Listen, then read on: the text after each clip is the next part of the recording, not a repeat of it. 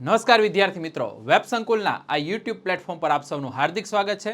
મિત્રો, આપણે એનસીઈઆરટીની ખૂબ જ મજાની સિરીઝ ચાલુ કરેલી છે, જેમાં અલગ અલગ ટોપિકના અલગ અલગ સબ્જેક્ટના આપણે મુદ્દાઓની વાત કરતા હોઈએ છીએ. જેમાં આજે આપણે વાત કરવાના છીએ બંધારણ, એટલે કે આપણે ઇન્ડિયન પોલિટી અંતર્ગત સ્ટાન્ડર્ડ નંબર 10, એમાં ચેપ્ટર નંબર 4 જાતિ, ધર્મ અને લૈંગિક બાબતો, કે જે પોલિટીની આ એનસીઈઆરટી છે, જેમાં અહીંયા જે કન્સેપ્ટ આપેલો છે ડાયરેક્ટલી તમને આમ જોવા જઈએ તો પ્રિલિમ્સ માટે કોઈ એવો કામ લાગે એવું નથી, પણ અહીંના જે કન્સેપ્ટ છે, ઓકે, જે સમાજલક્ષી જે બધી બાબતો છે એ તમને મેન્સની આન્સર રાઇટિંગમાં, એસેના રાઇટિંગમાં, એથિક્સની બાબતોમાં તમને ખૂબ જ કામ લાગશે આ જે ચેપ્ટર છે એ, ઓકે. કારણ કે એમાં પ્રિલિમ્સ રિલેટેડ જે બાબતો છે એ ઓછી છે, પણ બીજી બધી બાબતો ઘણી બધી સારી છે, ઘણા કન્સેપ્ટ સારા એવા આપેલા છે. તો આજે આપણે આ ચેપ્ટર વિશે વાત કરવાના છીએ, ઓકે. તો ખાસ મિત્રો અહીંયા ધ્યાન રાખજો કે અહીંયા 3 વસ્તુ જોવાની છે. લૈંગિક બાબતો એટલે કે જે લિંગ આધારિત જે વિવિધતા અને વિભાજ્યતા આપણને જોવા મળે છે. બીજી વસ્તુ આવે છે એ છે જાતિ આધારિત. જાતિ આધારિત જે વિભિન્નતા દેશમાં જોવા મળે છે એને લઈને જે પ્રશ્નો છે, પડકારો છે, એની વાત કરવાના છીએ. અને ધર્મ આધારિત જે વિવિધતા છે એના વિશે આપણે ચર્ચા કરવાના છીએ. તો 3 બાબતો જોવાની છે. હવે અહીંયા ખાસ ધ્યાન રાખજો કે કોઈ પણ લોકતંત્ર છે એના માટે આ જે સામાજિક વિવિધતાઓ છે એ ખતરારૂપ નથી હોતી, ઓકે. કોઈ પણ દેશમાં જાઓ તો એમાં સામાજિક વિવિધતાઓ તમને જોવા મળતી જ હોય છે, ઓકે.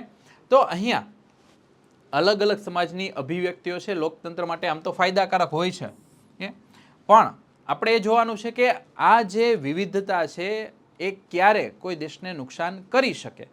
લૈંગિક વિવિધતા હોય, જાતીય વિવિધતા હોય કે ધાર્મિક વિવિધતા હોય, તો આ બધી બાબતોની આજે ચર્ચા કરવાની છે કે જે આ જાતિ, ધર્મ અને લિંગની વિવિધતાઓ છે એની ભારતીય લોકતંત્ર પર શું અસર છે એનો અભ્યાસ આજે કરવાનો છે. એના રિલેટેડ આપણે બાબતો જોવાની છે. તો સૌપ્રથમ આપણે વાત કરીશું લૈંગિક બાબતો અને રાજનીતિ, ઓકે. લિંગ આધારિત જે વિભાજ્યતા આપણને જોવા મળે છે, ભેદભાવ જોવા મળે છે, એ અને પોલિટિક્સ, રાજનીતિ, એ બંને કઈ રીતે એકબીજા સાથે જોડાયેલા છે અને કઈ રીતે એકબીજા ઉપર અસર કરે છે. હવે ખાસ ધ્યાન રાખજો કે મોટાભાગે, ઓકે, તમે કોઈ પણ દેશોમાં જશો તો ત્યાં તમને ક્યાંક ને ક્યાંક વધતા ઓછા અંશે છે આ લૈંગિક અસમાનતા જોવા મળશે. તો આ કોઈ પણ સમાજમાં સામાજિક અસમાનતાનું કેવું છે, સામાન્ય સ્વરૂપ છે. તમે કોઈ પણ જગ્યાએ જાઓ, સ્ત્રી પુરુષો વચ્ચે ક્યાંક ને ક્યાંક ભેદભાવો થતા જોવા મળતા હોય છે. અને અલ્ટિમેટલી પછી રાજનીતિમાં પણ એ જ જોવા મળે, કે રાજનીતિ પર આની અસર થવાની, તો રાજનીતિમાં એના ભેદભાવ આપણને જોવા મળે છે. હવે અહીંયા જો કે આ લૈંગિક અસમાનતા છે, ઘણા લોકો એવું માને છે કે ભાઈ આ તો પ્રાકૃતિક જ છે, પ્રાકૃતિક રીતે એમને સ્ટ્રક્ચર બધું અલગ છે, તો એ રીતે વિવિધતા જોવા મળવાની છે. તો આ કેવી છે, સ્વાભાવિક, પ્રાકૃતિક અને કેવી છે, અપરિવર્તનશીલ.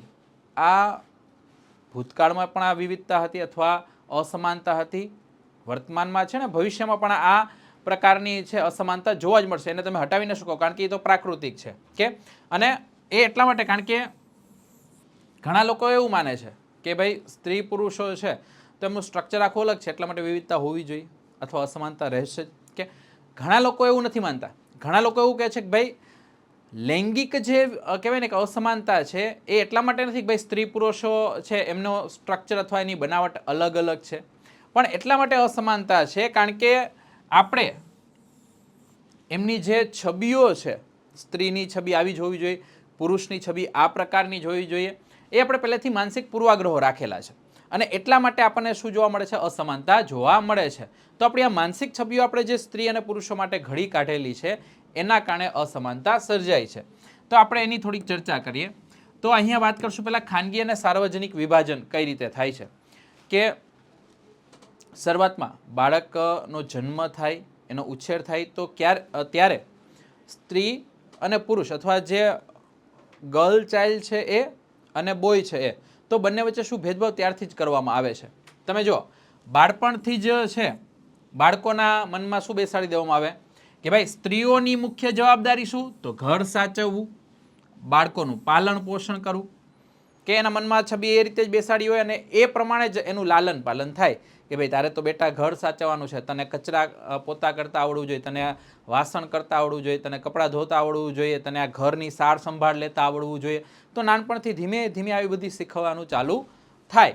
અને બાળકોનું પાલન પોષણ, ભાઈ નાના ભાઈની સંભાળ રાખવી એ તારી જવાબદારી છે, કે નાની બેનની સંભાળ રાખવી તારી જવાબદારી છે, કે તો આવી રીતે છે એનું લાલન પાલન કરવામાં આવે. કે તો મોટા ભાગે શ્રમનું આવું લૈંગિક વિભાજન છે તમને ત્યાંથી જોવા મળે. બીજું, મહિલાઓ છે એ ઘરની અંદરના બધા કામ કરે એ પ્રકારે આપણે વિભાજન કરી રાખ્યું છે. જેમ કે રસોઈ બનાવી, ઘર સાફ કરવું, કપડાં ધોવા, બાળકોની સંભાળ રાખવી, કે એ બધા કામ કોણ કરશે? મહિલા કરશે. અને જ્યારે બહારના બધા કાર્યો છે એ કોણ કરશે? એ પુરુષો કરશે.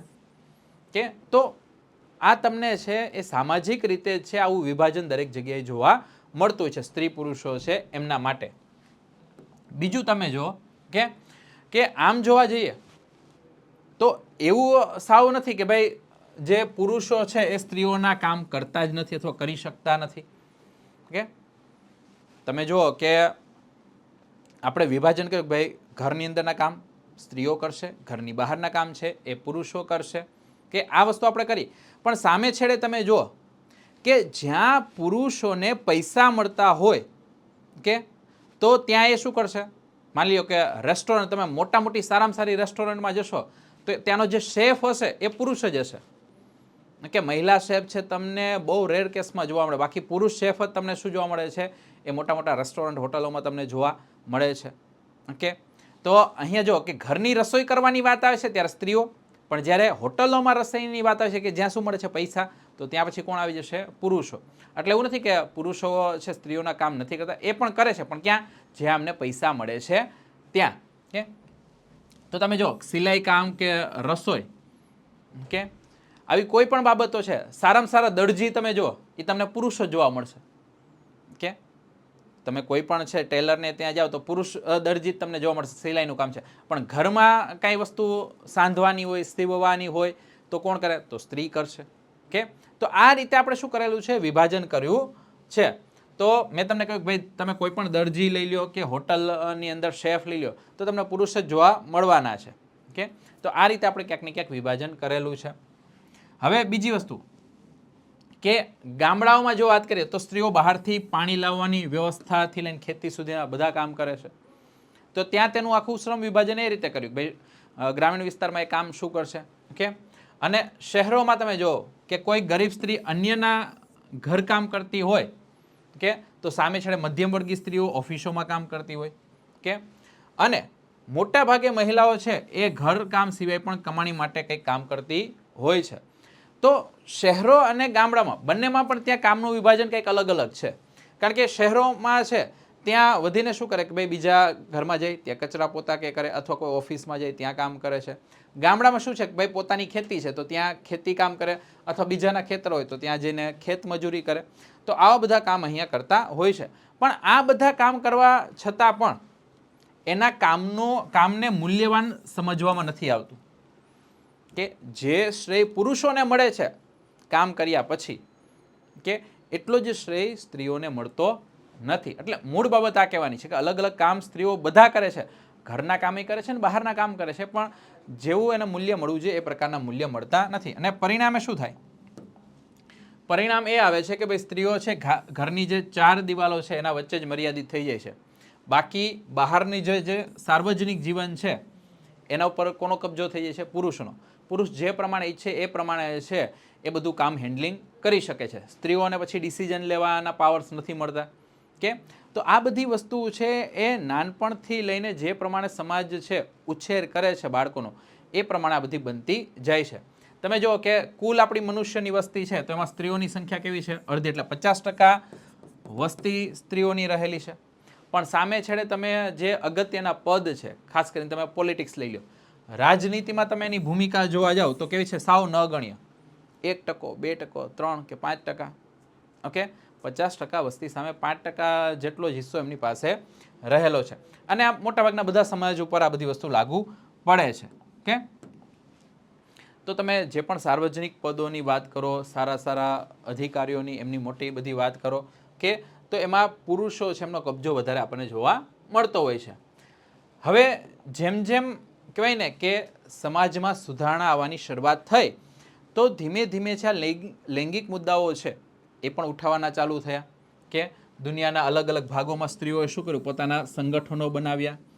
સ્ત્રી અને પુરુષો એની બરાબરી માટેના આંદોલનો શરૂ કર્યા. કે ભાઈ અમે પણ પુરુષોની બરાબર છીએ, અમે એનાથી જરા પણ ઉતરતી કક્ષાના નથી. કે બીજું, આ આંદોલનોને કારણે છે રાજનીતિક અને કાયદાકીય સ્થિતિ એમની ઉપર લાવવા માટે એમને માંગ કરી કે ભાઈ શૈક્ષણિક, કાયદાકીય રીતે અને રાજનૈતિક રીતે છે શું કરવામાં આવે, અમારી સ્થિતિ ક્યાંક ને ક્યાંક આગળ કરવામાં આવે. કે બીજું, વ્યક્તિગત અને પારિવારિક જીવનમાં પણ એમને કહેવાય ને કે બરાબરીની માંગ ઉઠાવી કે ભાઈ પુરુષોના હાથમાં જ બધા ડિસિઝન લેવાના પાવર ના હોવા જોઈએ, સ્ત્રીઓની પાસે પણ એટલા જ પાવર હોવા જોઈએ. કે એવું નહીં કે ઘરમાં છે માત્ર પુરુષોનું ચાલે, સ્ત્રીઓને બીજા બધા છે એમનું ખાલી છે હાય હાચ કરવાની, કે એ બાબત નહીં. તો બરાબરીની માંગ અહીંયા ઉઠાવે છે. અને આ જ બધા આંદોલનોને શું કહેવાય છે, નારીવાદી આંદોલન. કે નારીવાદી આંદોલન આને કહેવામાં આવે છે. તો નારીવાદી આંદોલન સિમ્પલ શું છે કે એવા આંદોલન કે જેમાં સ્ત્રી અને પુરુષો એમાં લિંગ ભેદ વગર સ્ત્રી પુરુષના સમાન અધિકારો અને અવસરો છે એમાં જે વિશ્વાસ રાખે છે એને શું કહેવાય છે, નારીવાદી કહેવામાં આવે છે. એવું નહીં કે ભાઈ સ્ત્રી અલગ છે, પુરુષ અલગ છે, બંને વચ્ચે અસમાનતા રહેશે, એવું નહીં. બંને છે સમાન છે, બંનેને સરખા અધિકારો મળવા જોઈએ, બંનેને અવસરો, તકો સમાન મળવી જોઈએ. એ બાબતોમાં જે વિશ્વાસ રાખે છે એને શું કહે છે, નારીવાદી કહેવામાં આવે છે. અને પછી આના માટે જે ચળવળો ચાલે તો એને આપણે શું કહીએ, નારીવાદી આંદોલનો. ક્લિયર? આગળ આપણે જોઈએ કે હવે અહીંયા ધીમે ધીમે જેમ જેમ આ બધી જાગૃતતા વધી કે તો સાર્વજનિક જીવનમાં શું થવા લાગ્યું, મહિલાઓની ભૂમિકા વધવા લાગી. પહેલાં છે ડૉક્ટર તરીકે મહિલાઓ ઓછા જોવા મળતા, ધીમે ધીમે છે ડૉક્ટર તરીકેની ભૂમિકા આવવા લાગી, વકીલ તરીકેની, એન્જિનિયર તરીકેની, આ બધી ભૂમિકામાં શું થવા લાગ્યો, એનો વધારો થવા લાગ્યો. તો વૈજ્ઞાનિક, ડૉક્ટર, એન્જિનિયર, શિક્ષક આ બધા ક્ષેત્રોમાં આપણને હાલમાં મહિલા જોવા મળે છે. કે શરૂઆતમાં છે ઘણા દેશો છે એ મહિલાઓને પુરુષ સમકક્ષ ગણતા નહોતા, એટલે આવા અવસરો મળતા ન હતા.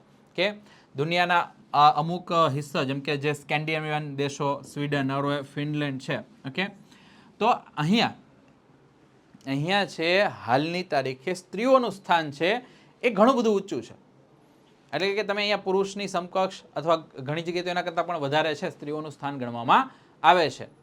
તો હવે ભારત કે જે બીજા દેશો છે કે જ્યાં હજી એમનું સ્થાન એટલું આગળ નથી આવ્યું, તો એમને આગળ કરવાની જરૂર છે. એ બધી બાબતો ધ્યાનમાં રાખવાની છે. કે 1998-1999માં ઓકે ભારત સરકારે છે એક સમયનો ઉપયોગ નામનો સર્વે કરાવ્યો. ઓકે, ખાસ ધ્યાન રાખો, કેવો સમયનો ઉપયોગ, કે ભાઈ કોનો કેટલો સમય છે કામ કરવા પાછળ વપરાય છે. તો એવો એક સર્વે કરાવે છે. એમાંથી એવી માહિતી મળી કે ભારતમાં જે કોઈ પણ મહિલા, એક મહિલા આપણે લઈ લઈએ તો સરેરાશ એક મહિલા છે એ દરરોજના 7.5 કલાકથી વધારે કામ કરે છે એવરેજ. ઓકે, એના કરતાં પણ વધારે કામ કરતી હશે, પણ એવરેજ દરેક મહિલા છે રોજના કેટલા કામ કરે છે, 7.5 કલાકથી પણ વધારે. હવે જ્યારે વાત કરીએ પુરુષોની, તો પુરુષ દરરોજના 6.5 કલાક કામ છે એવરેજ કરે છે. કે સરેરાશ 6.5 કલાક કામ કરે છે. તો તમે જો કામની દ્રષ્ટિએ તો કોણ વધારે કામ કરી રહ્યું છે, સ્ત્રીઓ. પણ સામે છેડે છે એને પુરુષ કરતાં ક્યાંય કહેવાય ને કે પાછળનો દરજ્જો મળેલો છે, અથવા એના અવસરની સમાનતા કેટલી બધી મળેલી નથી. કે અને બીજું કે પુરુષો ઉપર જ અત્યારે વધારે ધ્યાન દેવામાં આવે છે, કારણ કે એમને જે કામ કર્યું છે એમાંથી શું થાય છે, કમાણી થાય છે. મહિલાઓ ઘણા બધા કામ કરે છે કે જેમાંથી અપ્રત્યક્ષ રીતે કમાણી થાય છે, પણ એનું કામ છે આપણે શું ગણી લઈએ છીએ, ઘરની 4 દિવાલની અંદરની. કે બીજું ઘરનું જે બધું કામ કરે છે એના તો કોઈ પૈસા જ ગણતા નથી. ઓકે, તમે માની લ્યો કે તમારા ઘરમાં બધા બહાર કામ કરે છે, તમારા ઘરમાં શું રાખવાના છે, કોઈ નોકર ચાકર રાખવા છે, તો કોઈ એક નોકર છે એ માની લ્યો કે કચરા પોતા, કપડાં, વાસણ અને રસોઈ બનાવવા માટે શું કરે છે, એ 15,000 રૂપિયા કે 10,000 રૂપિયા ચાર્જ કરે છે. કે તો ત્યાં આપણે શું કરશું, ત્યાં આપણે પૈસા આપશો ને કહેશું કે ભાઈ ચાલો આ નોકરી થઈ ગઈ 10,000 રૂપિયાની, 15,000 રૂપિયાની. પણ એ જ વસ્તુ ત્યાં ઘરની મહિલા તો રોજ કરે છે, પણ એને એ પૈસામાં કાઉન્ટ આપણે કરતા નથી, અથવા એ કમાણીમાં આપણે ગણતા નથી. કે તો મોટાભાગે મહિલાનું કામ શું થઈ જાય છે, ઘરની 4 દિવાલોની વચ્ચે જ રહી જાય છે, કે એ જે કામ કરે છે એના પૈસા મળતા નથી, એટલા માટે આવા કામો દેખાતા પણ નથી. ડન. ચાલો, તો આપણા દેશમાં જોઈએ તો ધીમે ધીમે છે એ આઝાદી પછી મહિલાઓની સ્થિતિમાં ક્યાંક ને ક્યાંક સુધાર આવ્યો, પણ આમ છતાં પણ પુરુષો કરતાં હજી ઘણી પાછળ છે, કારણ કે હજી પણ આપણે અહીંયા સમાજ કેવો છે, પિતૃપ્રધાન, કે સમાજ કોઈ માતૃપ્રધાન અથવા માતા પિતા કે સ્ત્રી પુરુષોનું સ્થાન સરખું હોય એ હજી એટલો સમાજ આપણે આગળ વધ્યો નથી. પિતૃપ્રધાન સમાજ રહેલો છે અને એના કારણે શું થાય છે, મહિલાઓ સાથે ભેદભાવ થાય, મહિલાઓનું ક્યાંક દમન પણ કરવામાં આવે. તો આવી બધી વસ્તુ આપણને ક્યાંક ને ક્યાંક જોવા મળે છે. તમે જુઓ, મહિલાઓનો સાક્ષરતા દર કેટલો છે અહીંયા ભારતમાં? 54%, જ્યારે પુરુષોનું 76%. ઓકે, આજની તારીખે વધારે છે કે, પણ લાંબા સમય સુધી આ પ્રમાણ રહ્યું કે સ્ત્રીઓ છે એની સાક્ષરતા ઓછી ને પુરુષોની એના કરતાં છે 15-20% વધારે હોય. આજે ગેપ થોડોક ઓછો થઈ ગયેલો છે. કે બીજું કે જેમ જેમ સ્કૂલી શિક્ષાથી, ઓકે, સ્કૂલની શિક્ષાથી છે આગળ વધતા જાય, તો હાયર સેકન્ડરી તરફ આગળ વધતા જઈએ એમ સ્ત્રીઓ છે એનો ડ્રોપ આઉટ રેશિયો વધતો જાય. કે એ ધીમે ધીમે છે આ શિક્ષણમાંથી શું થવા લાગે, બહાર નીકળવા લાગે, એટલે એની સંખ્યા ઘટી જાય. સામે છેડે સ્કૂલના પરિણામો જોવા જઈએ તો મહિલાઓ પુરુષોને સમકક્ષ અથવા એના કરતાં પણ સારા રિઝલ્ટ લાવે. તમે જ્યારે બોર્ડમાં તમે SSC લઈ લ્યો, HSC લઈ લ્યો, રિઝલ્ટ જોશો તમને તરત ખ્યાલ આવે કે ભાઈ છે ઘણીવાર તો છે આગલા બધા સ્થાનોમાં છે તમને છોકરીઓ જ જોવા મળે, કે અથવા એની બહુમતી તમને જોવા મળે. તો આવી બધી વસ્તુ થતી હોય છે. પણ સામે છેડે માતા પિતા છે પોતાના સંસાધનો છે એ છોકરીની સાપેક્ષે ક્યાં વધારે ખર્ચતા હોય છે, છોકરા પાછળ વધારે ખર્ચવાનું પસંદ કરે છે. અને આવા બધા કારણોસર શું થાય છે કે જેમ જેમ એજ્યુકેશનમાં આગળ વધવાનું થાય એમ જે છોકરીઓ છે એનો ડ્રોપ આઉટ રેશિયો વધી જાય, કારણ કે એને બાળકો છે એના અથવા જે છોકરાઓ છે એના સમકક્ષ એને સંસાધનો ઘણીવાર નથી મળતા. તો આવા બધા ભેદભાવો છે ક્યાંક ને ક્યાંક થતા રહેતા હોય છે. આ સિવાય તમે જુઓ કે જે ઊંચા પગાર ને ઊંચા પદ પર કામ કરવાવાળી મહિલાઓ આપણે જ્યારે જોવા જઈએ ને તો એની સંખ્યા આપણને શું જોવા મળે, ખૂબ જ ઓછી જોવા મળે. કે શા માટે ઓછી જોવા મળે? કારણ કે પહેલેથી જ છે એ શિક્ષણમાંથી શું કરવામાં આવ્યું, એની સાથે ભેદભાવ કરવામાં આવ્યો, તો આગળ જતાં એની અસર જોવાની છે. તો ભારતમાં સરેરાશ એક સ્ત્રી એક પુરુષ કરતાં રોજ 1 કલાક વધુ કામ કરે છે, પણ આ વધારાના કામ માટે એને કોઈ પૈસા મળતા નથી અથવા એનું કોઈ મૂલ્ય આપણે સમજતા નથી. અને એટલા માટે એનો દરજ્જો હજી આપણે શું રાખ્યો છે, પછાત રાખ્યો છે. કે આપણે છે આપણા બંધારણમાં તમે જો આર્ટિકલ 39 છે એમાં ડીમાં, ઓકે, આપણે કહેવાય ને કે લખ્યું છે શું કે ભાઈ સમાન કામ માટે સમાન વેતન મળશે. આપણે આપણા આર્ટિકલ બંધારણના આર્ટિકલમાં લખ્યું છે, DPSB છે એમાં. કે તેમ છતાં તમે કોઈ પણ ક્ષેત્રો લઈ લો, તમે રમતગમતની દુનિયા લઈ લો, સિનેમા ઘર લઈ લો, કારખાનાઓ લઈ લો, ખેતી લઈ લો, આ બધા ક્ષેત્રોમાં છે મહિલાઓને પુરુષો કરતાં શું મળે છે, ઓછું વેતન જ મળે છે. હા, તમે ખાલી સરકારી નોકરીઓની વાત કરો તો સરકારી નોકરીઓમાં ચાલો મહિલા અને પુરુષો બંનેને એક જ કામ માટે એક જ પ્રકારના પગાર આપવામાં આવે છે, પણ બીજા બધા ક્ષેત્રોનું શું? બીજા બધા ક્ષેત્રોમાં તો મહિલાઓ છે એને હજી પણ છે ઓછું વેતન જ મળે છે. ઓકે, ચાલો. તો ભારતમાં આજે એવા ઘણા ક્ષેત્રો છે કે જ્યાં માતા પિતાને માત્ર પુત્ર જન્મની ચાહના હોય કે ભાઈ અમારા ઘરે તો ખાલી શું થાય, પુત્ર થવો જોઈએ. એટલે પ્રાયોરિટી બેઝ એ હોય કે પ્રાયોરિટી પુત્રની છે, પછી પુત્રી આવી જાય તો ઠીક છે એમ માનીને ઘણા ચાલે. અને ઘણાને તો એમ જ ભાઈ પુત્ર જ થવો જોઈએ, પુત્રી થવી જ ના જોઈએ. અને એના કારણે શું થાય છે, સ્ત્રી ભ્રૂણ હત્યા, આના કિસ્સાઓ બનતા હોય છે. આજની તારીખે પણ છે હજારો લાખો એવા કિસ્સાઓ બને છે કે જ્યાં સ્ત્રી ભ્રૂણ હત્યા કરવામાં આવે છે કે ભાઈ અમારે બાળકી જોઈતી નથી. કે તો આપણા દેશમાં એના કારણે શું થઈ રહ્યું છે કે 1000 પુરુષોએ સ્ત્રીઓની સંખ્યા છે અથવા જે આપણે જેને લિંગ પ્રમાણ કહીએ એ કેટલું છે, 919. અને ઘણા એવા વિસ્તારો છે કે જ્યાં 850 થી 800 સુધી આ લિંગ પ્રમાણ પહોંચી ગયું છે કે 1000 પુરુષ સામે સ્ત્રીઓની સંખ્યા કેટલી થઈ ગઈ હોય, 850, 800. કે તો અલ્ટિમેટલી શું થાય કે સમાજમાં ઇમ્બેલેન્સ થવા લાગે.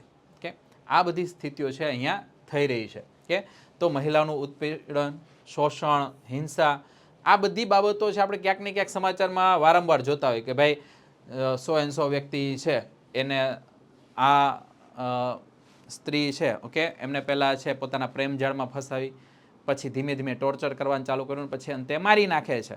કે તો આવા ઉત્પીડનના, હત્યાના આવા ઘણા બધા કિસ્સાઓ છે આપણે વારંવાર જોવા મળતા હોય છે. તો અત્યારે શહેરી વિસ્તારોની વાત કરીએ તો ત્યાં પણ તમને મહિલાઓ અસુરક્ષિત જોવા મળે. તેવા પોતાના ઘરમાં પણ સુરક્ષિત નથી. ઘરમાં પણ ઘરેલું હિંસા, મારપીટ એને સહન કરવી પડતી હોય છે. તો અલ્ટિમેટલી અહીંયા શું છે કે ભાઈ અહીંયા આપણને લૈંગિક અસમાનતા છે એ ખૂબ મોટા પ્રમાણમાં જોવા મળે છે. કે ખાલી આર્થિક અસમાનતા કે એવી બાબત નહીં, પણ લૈંગિક અસમાનતા પણ ભારત દેશમાં આપણને વધારે જોવા મળી રહી છે. હવે એમાં આગળ જતાં આપણે વાત કરીએ કે ભાઈ મહિલાઓ છે તો રાજનીતિમાં એનું પ્રતિનિધિત્વ અને પ્રભુત્વ કેવું છે ભારતની વાત કરીએ તો. ઓકે, તો તમે જો કે ધીમે ધીમે કે શરૂઆતમાં તો મહિલાઓની ભલાઈ કે એના ઉપર કંઈ એવું પૂરતું ધ્યાન આપવામાં આવ્યું નહીં, પણ જેમ જેમ નારીવાદી ચળવળો, નારીવાદી આંદોલનો છે એ વધ્યા કે તો ધીમે ધીમે છે સ્ત્રીઓ છે એની બાબતો પર, એની જે અસમાનતાઓ છે એના ઉપર ક્યાંક ને ક્યાંક લોકો ફોકસ કરવા લાગ્યા. કે હવે સ્ત્રીઓને આગળ રાખવી હશે અથવા સ્ત્રીઓનો દરજ્જો વધારવો હશે તો શું કરવું પડે કે સત્તામાં એમને આગળ લાવવા પડે અથવા રાજનીતિમાં છે એમને આગળ લાવવા પડે. કે તો અલ્ટિમેટલી લોકો દ્વારા ચૂંટાયેલા પ્રતિનિધિઓમાં શું કરવું પડે? મહિલાઓની ભાગીદારી વધારવામાં આવે. મહિલાઓની જો ભાગીદારી રાજનીતિમાં વધશે તો પછી મહિલાઓનું સ્થાન છે શું થવા લાગશે? ઓટોમેટિક છે આગળ વધવા લાગશે. એટલે જો મહિલાનો દરજ્જો વધારવો છે તો શું કરવું પડે? રાજનીતિમાં છે એમનું સ્થાન ક્યાંક ને ક્યાંક તમારે વધારવું પડે. તો આ બાબત આપણે ખાસ કરીને ધ્યાનમાં રાખવાની છે. હવે તમે જો કે ભારતમાં આપણે જે પણ ધારાસભાઓ જોઈએ, વિધાનસભાઓ જોઈ લો, ઓકે, તો એમાં મહિલાઓનું પ્રતિનિધિત્વ ખૂબ ઓછું છે. તમે જો કે 2019ની જે આ લોકસભાની ચૂંટણી થઈ તો એમાં પહેલી વખત પ્રથમવાર છે મહિલાઓ છે એની સંખ્યા કેટલી થઈ? 14.36%. પહેલી વાર આટલું પ્રતિનિધિત્વ આની પહેલાં હતું નહીં. તમે વિચાર કરો ભાઈ 50% છે મહિલાઓની વસ્તી છે, પણ સામે છે એનું પ્રતિનિધિત્વ વધીને, ઓકે, આની પહેલાં તો આના કરતાં ઓછું હતું, 9-10%, 11% એવું રહેતું, પણ આ પહેલી વાર કેટલું થયું? 14.36%. કે વિધાનસભાઓમાં તમે જોવા જાઓ તો પ્રમાણ 5%થી પણ ઓછું થાય. કે 100 માની લો ધારાસભ્યો હોય તો એમાંથી તમને 3, 4, 5, 6 જ મહિલાઓ છે એ ત્યાં તમને જોવા મળે. તો આ બધી બાબતો અહીંયા આવી રહી છે આપણી સામે. તમે અહીંયા જો વિશ્વના અલગ અલગ દેશો છે એના આંકડા જોશો તમને ખ્યાલ આવે ભાઈ ભારતમાં છે એ જે મહિલાઓની સ્થિતિ ખૂબ જ પાછળ છે. જેમ કે તમે નોર્ડિક બધા દેશો જુઓ તો ત્યાં મહિલાઓનું પ્રમાણ કેટલું છે? 42.3%. રાજનીતિની વાત કરીએ તો અમેરિકા, ઉત્તર દક્ષિણ અમેરિકાની વાત કરીએ તો 29.5% છે એમનું સ્થાન છે. યુરોપમાં 26.4% છે. આરબ દેશો તો 15.6%. એટલે કે વિશ્વની સરેરાશ કેટલી છે? 24%. આખા વિશ્વની જો સરેરાશ ટકાવારીની વાત કરીએ રાજનીતિમાં તો 24% છે. ભારતની વાત કરીએ તો ત્યાં તમને 5, 6, 7% એવું જોવા મળે છે. કે તો આ વસ્તુ ધ્યાનમાં રાખવાનું છે. તો ભારતમાં ક્યારે કોઈ મહિલા પ્રધાનમંત્રી કે મુખ્યમંત્રીની ખુરશી સુધી પણ પહોંચી ગયા છે, તેમ છતાં મંત્રીમંડળમાં શું રહ્યું હોય? પુરુષોનું જ વર્ચસ્વ રહ્યું હોય.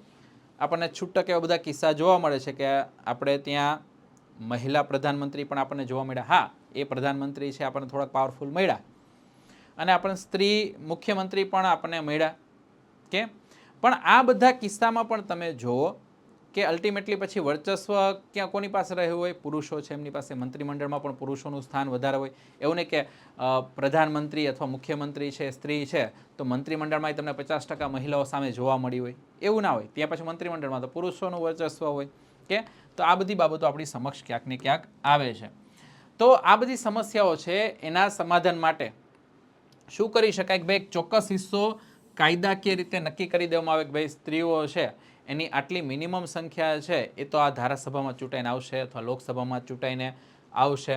આપણે તમે જો ભાઈ સ્થાનિક સરકારો છે એટલે કે પંચાયતો અને નગરપાલિકામાં શું અત્યારે કરી દીધું છે કે 1/3 સીટ, ઓકે, એટલે કે 33% સીટ છે એ મહિલાઓ માટે શું રાખવામાં આવશે? અનામત રાખવામાં આવશે. અને એના કારણે પછી મહિલાઓની ભૂમિકા અત્યારે છે પંચાયતોમાં, નગરપાલિકાઓમાં ક્યાંક ને ક્યાંક વધી છે. તો સ્થાનિક સ્વરાજની ચૂંટણી છે કે તો એમાં મહિલાઓનું સ્થાન ધીમે ધીમે શું જોવા મળ્યું છે આપણને?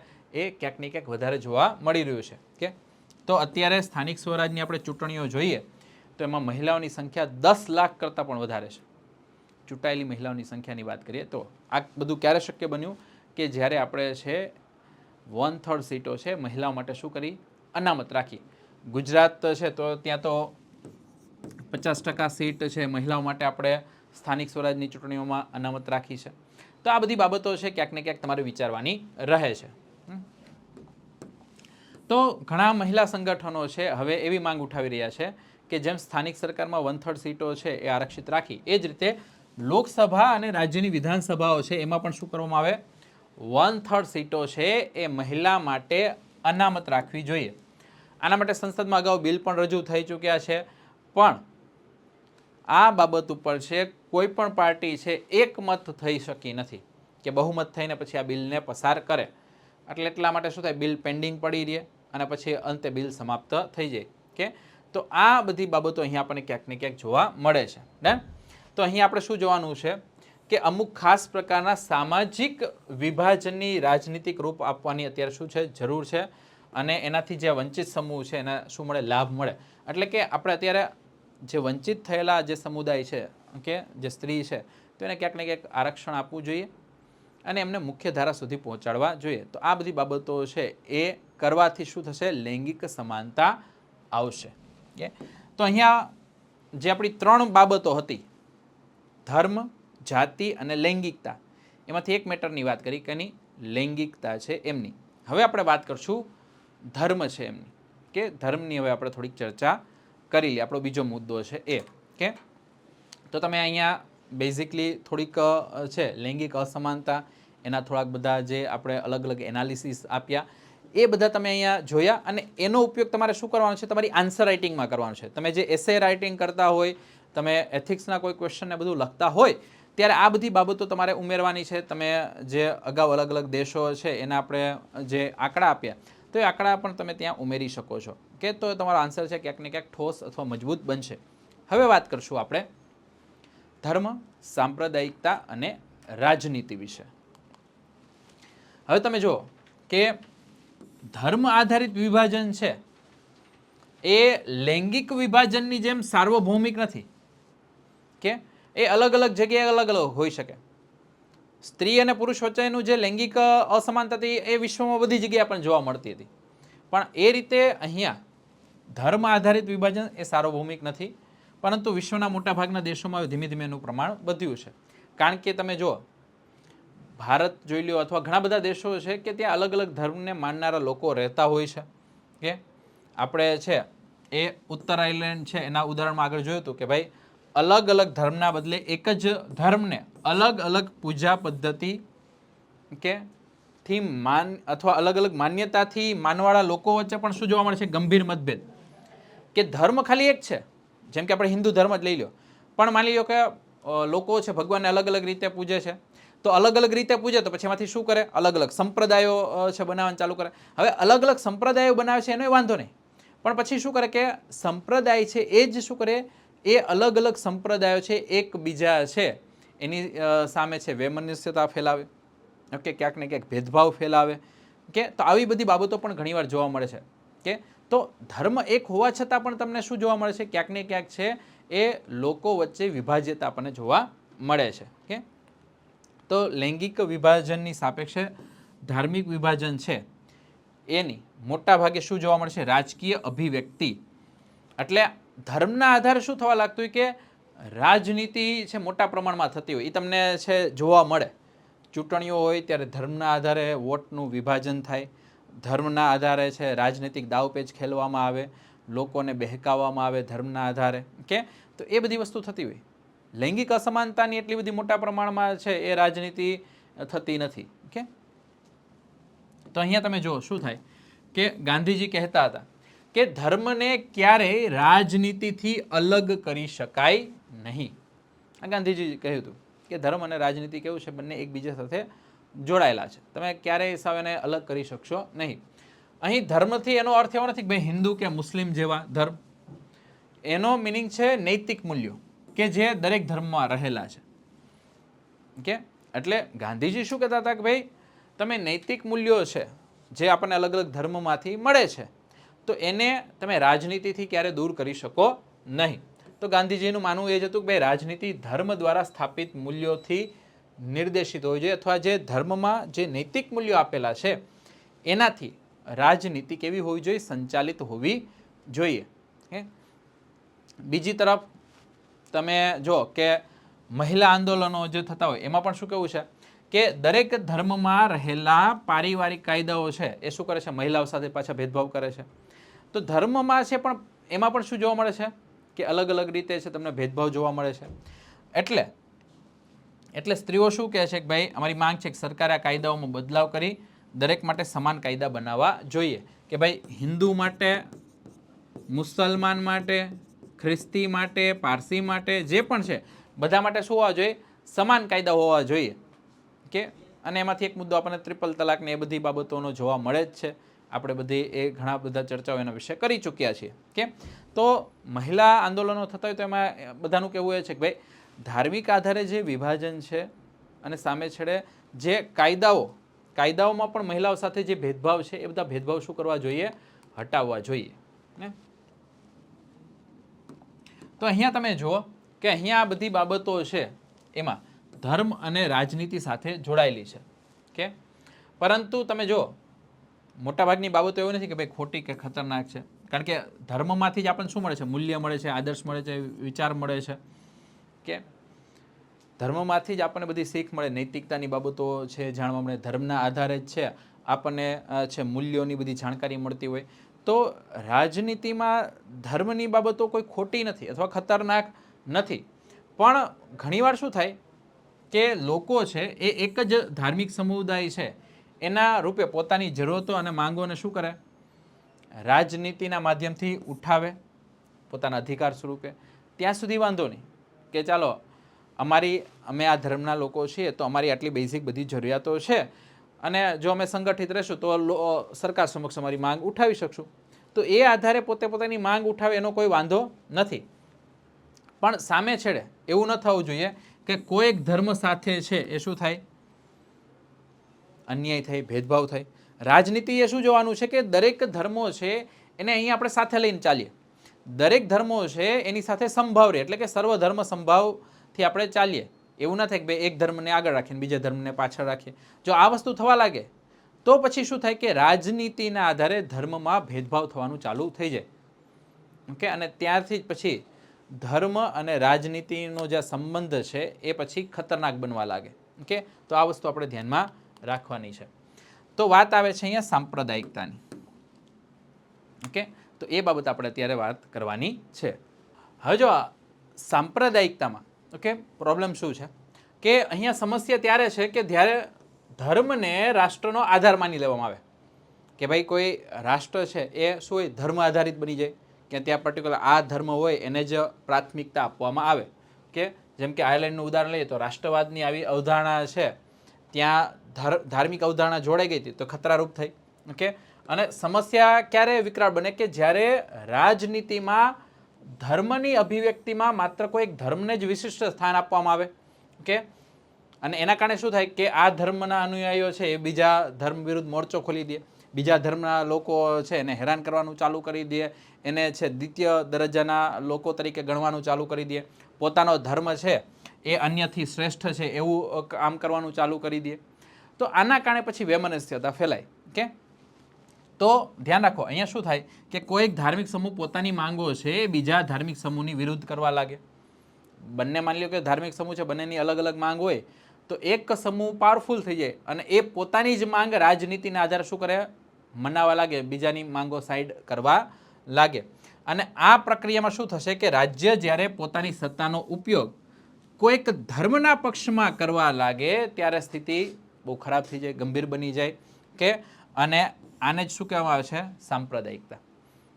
કે જ્યારે આવી રીતે ધર્મને રાજનીતિ સાથે જોડવામાં આવે તો આને જ પછી શું કહેવામાં આવે છે, સાંપ્રદાયિકતા કહેવામાં આવે છે. કે તો સાંપ્રદાયિક રાજનીતિની વાત કરીએ તો એ કોના પર આધારિત છે, એ એવા વિચાર પર આધારિત છે કે જ્યાં ધર્મ જ વિવિધ સામાજિક સમુદાયનું શું કરે છે, નિર્માણ કરે છે. એટલે અહીંયા ઉપર કોણ છે, ધર્મ. કે તો આ માન્યતાને અનુરૂપ વિચારવું એ શું છે, સાંપ્રદાયિકતા. કે ધર્મ સૌથી ઉપર છે ને એ જ અલગ અલગ સમાજનું નિર્માણ કરે છે. આના અનુસાર શું થશે, એક ખાસ ધર્મમાં માન્યતા રાખનાર જે સમુદાય છે, ઓકે, તો એક જ સમુદાયના રહેશે, બધાના હિતો કેવા હશે, સમાન જ હશે. કે એટલે સિમ્પ્લિસિટી શું, એક જ ધર્મ, એક ધર્મના જેટલા પણ લોકો છે બધાના લોકોના હિતો પણ સમાન જ રાખવાના. ઓકે, સમાન હિતો એટલે કેવા કે ભાઈ તમે આ ધર્મના છો તો તમને આટલી આટલી વસ્તુ મળશે. કે હા, પછી ધર્મની અંદરના અલગ અલગ લોકો, અલગ સેક્ટ હોય, અલગ અલગ વિભાગો હોય, તો એની ઉપર મહત્વ આપણે રાખવાનું નથી. તો આ માન્યતા મુજબ અલગ ધર્મમાં વિશ્વાસ રાખનાર લોકો તેમના સમુદાયનો ભાગ બની શકે નહીં. જ્યારે કોઈ બીજો ધર્મ હશે એના લોકો આવશે ત્યાં રહેવા માટે, તો એ બંને કેવા થઈ જશે? સાવ અલગ થલગ રહેશે. કારણ કે અહીંયા ધર્મના આધારે જ સમાજનું નિર્માણ કર્યું છે. કે તો જ્યારે બીજો કોઈ ધર્મ આવશે તો એને કહે કે તમે તો મારા સમુદાયથી અલગ છો. આવી જ્યારે બધી બાબતો વધવા લાગે તો એના કારણે શું સર્જાય છે? સાંપ્રદાયિકતા. ઓકે, એના કારણે જ પછી કોમ્યુનલિઝમ છે એ સર્જાય છે. ડન. તો અલગ અલગ ધર્મના લોકોના હિત અલગ અલગ હશે અને આના કારણે શું થાય? એમના વચ્ચે ટકરાવ થશે અને છેલ્લે માન્યતા એવી પ્રબળ બનશે કે ભાઈ અલગ અલગ ધર્મના લોકો એક જ રાષ્ટ્રમાં સમાન નાગરિક તરીકે રહી શકે નહીં. તો પછી જે ધર્મના લોકોની બોલબાલા વધારે છે, જેમની રાજનીતિમાં પહોંચ વધારે છે, જેમની પાસે સત્તા પૈસો હશે, એ શું કરશે કે ધીમે ધીમે જે બીજા અન્ય ધર્મના લોકો છે એના ઉપર પ્રેશર કરવાનું ચાલુ કરશે અને દબાણમાં લાવવાનું કરશે અને એને સાઇડલાઇન કરવાનું ચાલુ કરી દેશે. તો આ જ રીતે વિશ્વમાં વિશ્વમાં મોટા ભાગના દેશોમાં આવી બધી ઘટનાઓ થઈ છે. કે અલગ અલગ દેશોમાં આપણે આવી બધી ઘટનાઓ જોઈ પણ છે. કે તો અહીંયા શું થશે? એક જ સમુદાયના લોકોએ અન્ય સમુદાયના વર્ચસ્વમાં રહેવું પડે છે અને તેમના માટે પછી અલગ રાષ્ટ્ર બનાવવું પડે છે. કે પછી એને શું કરવું પડે કે આ એ દેશમાંથી નીકળી જવું પડે. તમે ઇઝરાયલ, પેલેસ્ટાઇન આ બધા દેશો જો તો એમાં ધર્મના આધારે જે બધા વિભાજનો આખા થયેલા છે. કે આવા તો ઘણા બધા તમને કિસ્સાઓ તમને જાણવા મળી શકે. તો આ માન્યતા શું છે? મૂળભૂત રીતે ખોટી છે. કે એક જ ધર્મના બધા લોકો હોય તેમના હિત સમાન હોય. કે કારણ કે એક જ ધર્મના લોકોના હિત અને અપેક્ષાઓ એક સમાન હોય કેવી છે? અશક્ય છે. કારણ કે ધર્મની અંદર પણ શું હોય કે અલગ અલગ લોકો રહેતા હોય, એની અલગ અલગ વિચારધારાઓ રહેતી હોય, તો એમના પોતપોતાના મૂલ્યો અલગ હોય ને પોતાના હિતો પણ અલગ હોવાના છે. કારણ કે દરેક લોકો અલગ અલગ ભૂમિકા નિભાવે, પોતપોતાની અલગ ઓળખ હોય, પોતપોતાના વિચારો અલગ અલગ રહેલા હોય. કારણ કે ધર્મ સિવાયની પણ પોતાની અલગ વિચારો હોય ને. કે ખાલી આપણે કોઈ વ્યક્તિને એમ ના કે ભાઈ આ મુસ્લિમ છે, આ મુસ્લિમ છે તો સામે છેડે કોઈ એ કલાકાર પણ છે, એ કોઈ ડૉક્ટર પણ છે, એ એન્જિનિયર પણ છે, તો એની ઓળખ બીજી પણ છે જ ને. એ પછી ઓળખ શિક્ષણના આધારે હોય, એની કલાના આધારે હોય, એના કાર્યના આધારે હોય, એ પણ બની શકે. તો એક જ ધર્મના લોકોની કહેવાય ને કે બધા હિત અથવા બાબતો કઈ રીતે સમાન હોઈ શકે? કે તો આ ખાસ જોવાનું છે. તો અહીંયા શું થાય કે એક ધર્મ સાથે જોડાયેલા લોકોને ધર્મ સિવાયની બાબતોમાં એક રીતે જોવા એ એમના અલગ અલગ અવાજો દબાવવા જેવી વાત છે. કારણ કે એક જ ધર્મની અંદર છે સ્ત્રીઓ પણ છે અને પુરુષો પણ છે. તો બંનેના હિતો તો અલગ અલગ હોય. સ્ત્રીનો કંઈક અલગ હિતો હોય, પુરુષના કંઈક અલગ હિતો હોય. અહીંયા કોઈક ડૉક્ટરે છે, કોઈ એન્જિનિયરે છે, બંનેના હિતો અલગ અલગ હોય. કોઈ કલાકાર છે, કોઈ વકીલ છે, તો એમના બંનેના હિતો શું હોવાના? અલગ અલગ હોવાના છે. તો બધાને એક જ લાઇનમાં ચલાવવા ધર્મના આધારે એ પછી ત્યાં કેવું બનશે? ખોટું બનશે. ક્લિયર? તો અહીંયા તમે જુઓ કે સાંપ્રદાયિકતા આપણને ઘણી અલગ અલગ સ્વરૂપે જોવા મળે છે. ઓકે, જેમાં તમને ધાર્મિક પૂર્વાગ્રહો જોવા મળે, અન્ય ધર્મ વિશેની છે મનઘડત બનાવેલી ધારણાઓ તમને જોવા મળે. કારણ કે પોતાના ધર્મ સિવાય કોઈ અન્ય ધર્મ પાળતા હોય તો એના વિશે જાત જાતની અન્ય મનઘડત બાબતો બનાવે, ખરાબ ખરાબ બાબતો બનાવે. ઓકે, કોઈ એક ધર્મને જ શ્રેષ્ઠ માનવાની માન્યતા થઈ જાય કે ભાઈ અમે જે ધર્મનું પાલન કરીએ છીએ એ જ આખા વિશ્વમાં શ્રેષ્ઠ છે, આવો ધર્મ તો કોઈ દુનિયામાં બીજો કોઈ છે જ નહીં. તો આવી બધી શું કરવા લાગે? એ વ્યક્તિના મનમાં અથવા એ સમુદાયના મનમાં એવી ધારણા બનાવવાનું ચાલુ થાય. અને આના કારણે તમે જુઓ કે આવી બધી ધારણાઓ છે આપણા દરેકના મનમાં છે. આપણે દરેક લોકો છે ક્યાંક ને ક્યાંક કોઈને કોઈ ધર્મ પાળીએ છીએ અથવા કોઈ ધર્મથી બિલોંગ કરીએ છીએ અને આપણા મનમાં આવી ધારણા બની ગઈ, આપણને ખબર ના હોય. ઓકે, આપણને પોતાને ખબર નહીં કે આવી ધારણાઓ ક્યારે આપણામાં બની ગઈ છે, કે છતાં પણ આપણે બધા આવી ધારણાઓ સાથે લઈને ચાલતા હોય. કારણ કે આપણે કોઈ પર્ટિક્યુલર ધર્મના હોય, જ્યારે કોઈ બીજા અન્ય ધર્મના વ્યક્તિઓ આપણી સમક્ષ આવે, એના પહેરવેશ અલગ હોય, રીત રિવાજ અલગ હોય, ખાનપાન અલગ હોય, એટલે તરત આપણને છે આપણા મનની જે પૂર્વધારણાઓ બનેલી હોય એ તરત સામે દેખાવાનું ચાલુ થઈ જાય કે ભાઈ આવી રીતે થોડા કપડાં પહેરાય, આવી રીતે થોડું રહેવાય, આવી રીતે થોડું ખાનપાન કરાય, કે આવું તરત આપણા મનમાં થાય છે. તો સાંપ્રદાયિક વિચારસરણી ધરાવતા લોકો છે એ શું કરશે કે પોતાનો ધાર્મિક સમુદાય જ્યારે રાજનીતિક સત્તામાં આવે એના માટે હંમેશા પ્રયત્ન કરે કે ભાઈ અમારા ધર્મના લોકો છે વધારે વધારે શું આવવું જોઈએ, રાજનીતિમાં આવવું જોઈએ. અમારા ધર્મ છે એના લોકો પાવરફુલ બનવા જોઈએ, એ જ સત્તા ધરાવતા હોવા જોઈએ. અને એટલા માટે અલ્પસંખ્યક સમુદાયો છે એ શું કરશે, રાજનીતિક પાર્ટી બનાવશે અને પછી સાંપ્રદાયિક રીતે પોતાની અભિવ્યક્તિ કરશે. કે જે ધાર્મિક રીતે અલ્પસંખ્યકો છે તો એમાં તમે જોશો તો તમને તરત ખ્યાલ આવશે કે એ રાજનીતિની બાબતને લઈને થોડાક વધારે કોન્શિયસ હોય, કે એ મત આપવાની બાબતને લઈને એને હંમેશા હોય કે ભાઈ અમારો ધર્મ જો છે એની વધારે આમ તો અભિવ્યક્તિ નથી અથવા અમે અલ્પમતમાં છીએ તો અમારે શું કરવું જોઈએ, વધારે છે રાજનીતિમાં આવવું જોઈએ, સત્તા થોડીક વધારે અમને મળવી જોઈએ, જેના કારણે અમે અમારી અસ્તિત્વ છે એ ટકાવીને રાખી શકીએ. તો અહીંયા શું થશે કે ભાઈ સાંપ્રદાયિક આધાર પર મત માંગવા, લોકોને ભેગા કરવા, કે આ બધી બાબતો છે આપણને સાંપ્રદાયિકતાના એક ભાગ તરીકે જોવા મળે છે. કે ભાઈ તમે સીધું કે ભાઈ આ ધર્મના છો ને તો તમારે આ જ પાર્ટીને વોટ આપવો જોઈએ. તમારા માણસને નથી જોવાનો કયો માણસ ત્યાં ઊભો છે, તમારે શું કરવાનું છે, આ પાર્ટી છે, આ પાર્ટી પર્ટિક્યુલર આપણા ધર્મની જ છે એટલા માટે તમે શું કરો, આને વોટ આપો. તમારે બીજા ધર્મથી બચવું છે ને, તો એવી બધી બાબતો અહીંયા આવે. તો અહીંયા શું થશે, ધર્મના પવિત્ર પ્રતીકો હોય, ધર્મગુરુઓ છે, પછી કહેવાય ને કે ઇમોશનલ બધી અપીલ કરે, ભાવનાત્મક અપીલ કરે, લોકોના મનમાં ડર બેસાડે. જો આ પાર્ટી જો સત્તામાં ન આવીને અને આપણા કરતાં બીજા સામેના ધર્મની પાર્ટી જો આવીને તો પછી તમારું કાંઈ ચાલશે નહીં, ઓકે, તમે પછી અહીં રહી નહીં શકો. તો આવી રીતે ડર બેસાડવામાં આવે. તો આવી બધી બાબતો ઉપયોગ કરીને શું કરવામાં આવે, લોકોની સાંપ્રદાયિકતા છે ને ઉકસાવવામાં આવતા હોય છે. અને અલ્ટિમેટલી એનો ઉપયોગ ક્યાં કરે, ચૂંટણીમાં મત મેળવવા માટે, અલગ અલગ બાબતો લઈને ધર્મની. ઓકે, તો આ વસ્તુ બધી ધ્યાનમાં રાખવાની છે. ઘણીવાર છે આ બધું કહેવાય ને કે ધાર્મિક જે ઉશ્કેરણી છે એટલી આગળ વધી જાય કે જેના કારણે છે હિંસા, દંગા ફસાદ ને ક્યાંક છે એ કહેવાય ને કે જીનોસાઇડ એટલે કે નરસંહાર જેવી બાબતો પણ ઘણીવાર થઈ જાય. કે ઘણીવાર એક ધર્મના લોકો છે એને ટાર્ગેટ કરીને ખૂબ મોટા પ્રમાણમાં છે કત્લેઆમ કરવામાં આવતી હોય છે. અને તમે જો ભારતમાં છે એ ઘણી જગ્યાએ તમને છે આવા કોમી રમખાણો છે એ જોવા મળે છે. ઓકે, તો આ બધી બાબતો કોના કારણે છે, સાંપ્રદાયિકતા છે એના કારણે. કે તો આનાથી આપણે છુટકારો મેળવવાનો છે, સાંપ્રદાયિકતા છે એનાથી. તો આપણે શાસન કેવું ચલાવવાનું છે, શાસન ચલાવવાનું છે ધર્મનિરપેક્ષ. કે કેવું શાસન કરવાનું છે, ધર્મનિરપેક્ષ. અથવા આપણે આને કહીએ ભાઈ અહીંયા દરેક ધર્મ છે એમાં સંભાવ આપણે રાખવાનો છે. એટલે શું કરવાનું છે, સર્વ ધર્મ સંભાવ પ્રકારનું આપણે શાસન ચલાવવાનું છે. તો આપણા દેશમાં કહેવાય ને કે સાંપ્રદાયિકતા છે આપણા લોકતંત્ર માટે એક મોટો પડકાર છે. કે કારણ કે તમે આગળ જ આપણે વાત કરી કે હાલતા ચાલતા અહીંયા શું થાય છે, કોમી રમખાણો થાય છે, દંગા ફસાદ થાય છે. કે તો અને અલ્ટિમેટલી આ બધું નુકસાન કોને કરે છે, લોકતંત્ર છે એને. તો આપણા બંધારણના નિર્માતાઓ કે એના પડકારો ખબર હતા કે ભાઈ ભવિષ્યમાં આવી બધી વસ્તુ થવાની છે. અને એટલા માટે જ ભારતનું મોડેલ કેવું રાખ્યું, ધર્મનિરપેક્ષ.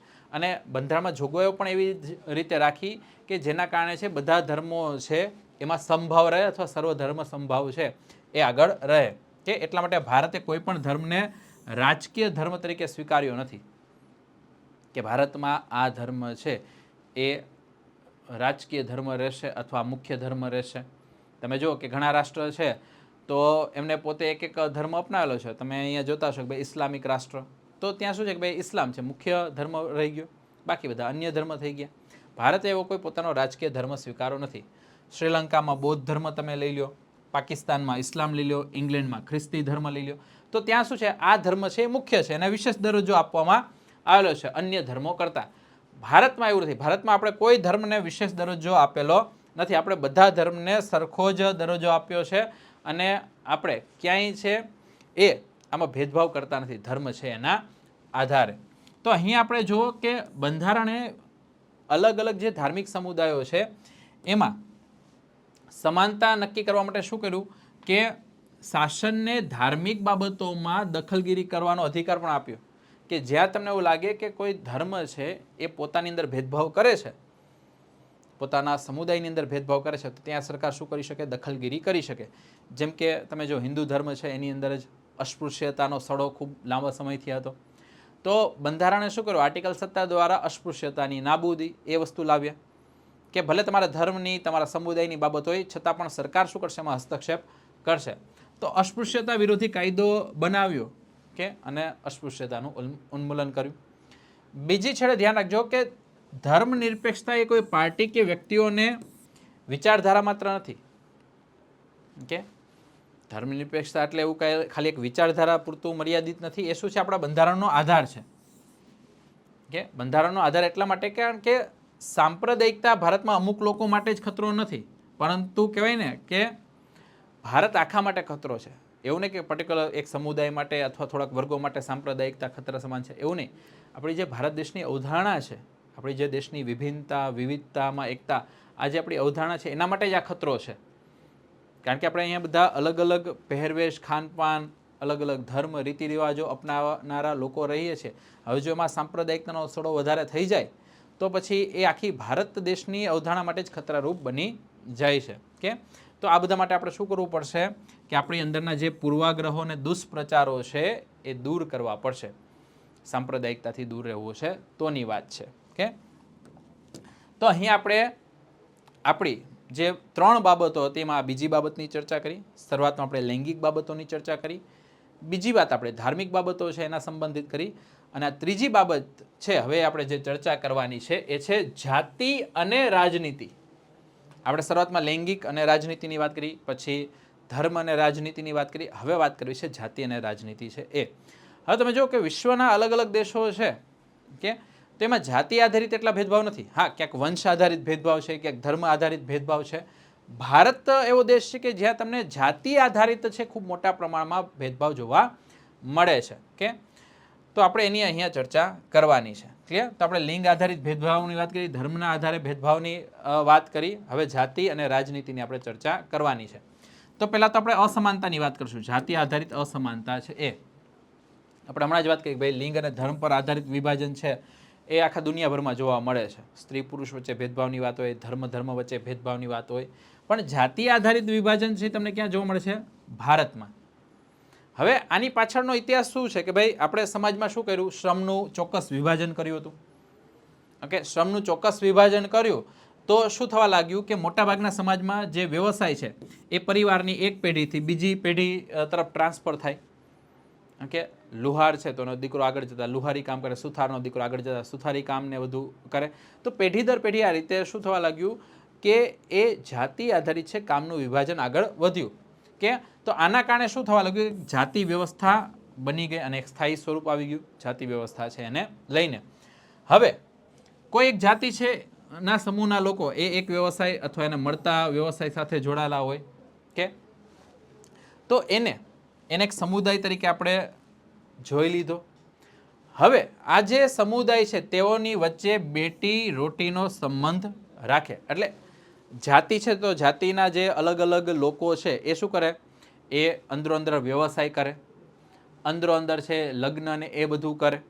કે તો આ રીતે સમુદાયની અંદર જ શું થવા લાગ્યો? બેટી રોટીનો સંબંધ આપણને જોવા મળતો હોય. હવે પ્રશ્ન પાછો શું થાય કે ભાઈ પછી એનાથી બહારનો સમુદાય હોય ત્યાં એ લગ્ન કરતા નથી, અન્ય જાતિ સમૂહમાં છે લગ્ન કરતા નથી, અથવા ઘણીવાર એક જ જાતિના લોકો બીજી જાતિના લોકો સાથે ભોજન પણ કરતા નથી. હવે અહીંયા પ્રોબ્લેમ થાય. ઓકે, એક જ જાતિના લોકો બીજા જાતિના લોકો છે એની સાથે બેસે પણ નહીં. ઓકે, એની સાથે ભોજન કે એવી બધી બાબતો પણ ના કરે. ઓકે, તો અહીંયાથી પછી ધીમે ધીમે શું થવા લાગે? ભેદભાવ થવાનું ચાલુ થઈ જાય છે. તો આ રીતે વર્ણ વ્યવસ્થા છે એ અન્ય જાતિ સમૂહો સાથે ભેદભાવ તેમજ તેને પોતાનાથી અલગ માનવાની અવધારણા છે. વર્ણ વ્યવસ્થાનું મિનિંગ શું? કે ભાઈ પોતે છે એ અન્ય કોઈ આ જાતિ સમૂહથી કેવો છે? અલગ છે.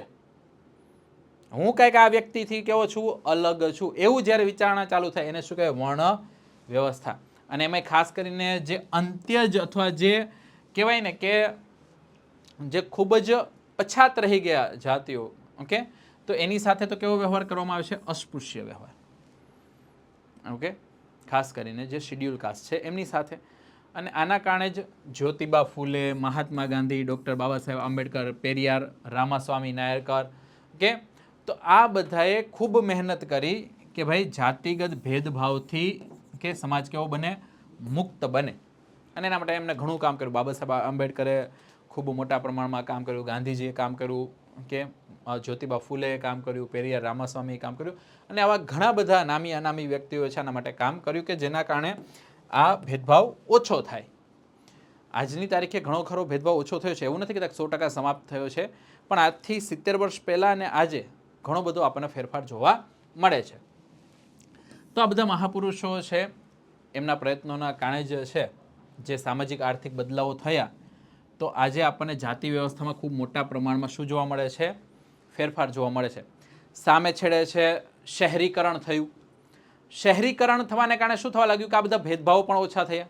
ઓકે, તો આર્થિક વિકાસ, શહેરીકરણ, સાક્ષરતા, શિક્ષણનો વિકાસ, શિક્ષણના વિકાસની સાથે અલગ અલગ વ્યવસાયની પસંદગીતા. કે આજે એવું નથી કે કોઈ વ્યક્તિ પટેલ છે તો એ માત્ર ખેતી જ કરશે. પટેલ છે ખેતી કરશે, ઉદ્યોગો કરશે, સિલાઈ કામય કરશે, સુથારી કામય કરશે, ઓકે, ફર્નિચરનું કામય કરે. કે પછી કોઈ માની લો સુથારનો દીકરો છે, એની પાસે આગળ જતા જમીન ખરીદે તો એ ખેતી પણ કરે, એ વ્યવસાય પણ કરે. તો આજે એવું નથી કે ભાઈ એક વ્યક્તિ છે એ પોતાનો જે પેઢી દર પેઢી ચાલનારો ધંધો તો એ જ કરે છે. કે તો આના કારણે પણ ક્યાંક ને ક્યાંક આ જે કહેવાય ને કે જે સિમ્બોલ લાગી ગયેલો હતો વ્યક્તિ પર કે ભાઈ આ જાતિના અથવા આ સમુદાયના વ્યક્તિઓ આ જ કામ કરે, એ અત્યારે ધીમે ધીમે ભૂસાવા લાગ્યું છે. કે ગામડાઓમાં જમીનદારી વ્યવસ્થા નબળી પડી તો એનાથી જાતિ વ્યવસ્થા અને વર્ણ વ્યવસ્થા છે એ પણ નબળી પડવા લાગી છે. તમે જુઓ કે આજે શહેરી વિસ્તારોની વાત કરીએ કે તો શહેરી વિસ્તારોમાં છે એ આપણે એવું ધ્યાન નથી રાખતા કે ભાઈ તમે માની લો બાગ બગીચામાં ફરવા ગયા હોય તો ચાલો મારી બાજુમાં કોઈ આ વ્યક્તિ છે એ કોઈ શિડ્યુલ કાસ્ટનો વ્યક્તિ છે, અસ્પૃશ્યતા એની સાથે ભેદભાવ કરવાની જરૂર છે, એવું કોઈ અત્યારે વિચારતા નથી. તમે રેસ્ટોરન્ટમાં ગયા હોય તો ત્યાં તમે એવું થોડું વિચાર ભાઈ મારી આજુબાજુ છે બધા મારી જ્ઞાતિના લોકો જ બેઠેલા હોય છે, મારા ધર્મના લોકો જ બેઠેલા હોવા જોઈએ, કે એવો કોઈ હિસાબ છે અહીંયા કોઈ રાખતું નથી. તમે ટ્રેનમાં જાઓ, બસમાં જાઓ, તમે એવો હિસાબ થોડો રાખો મારી બાજુમાં છે એ બધા મારી જાતિના લોકો જ બેસે અથવા એ સીટ એ રીતે જ રાખવામાં આવે, એવું ક્યાંય હિસાબ રાખવામાં આવતો નથી. તો બંધારણમાં જોવા જઈએ તો કોઈ પણ પ્રકારના જાતિગત ભેદનો ત્યાં શું કર્યો છે? નિષેધ કરવામાં આવેલો છે. બંધારણે છે એ શું કર્યું?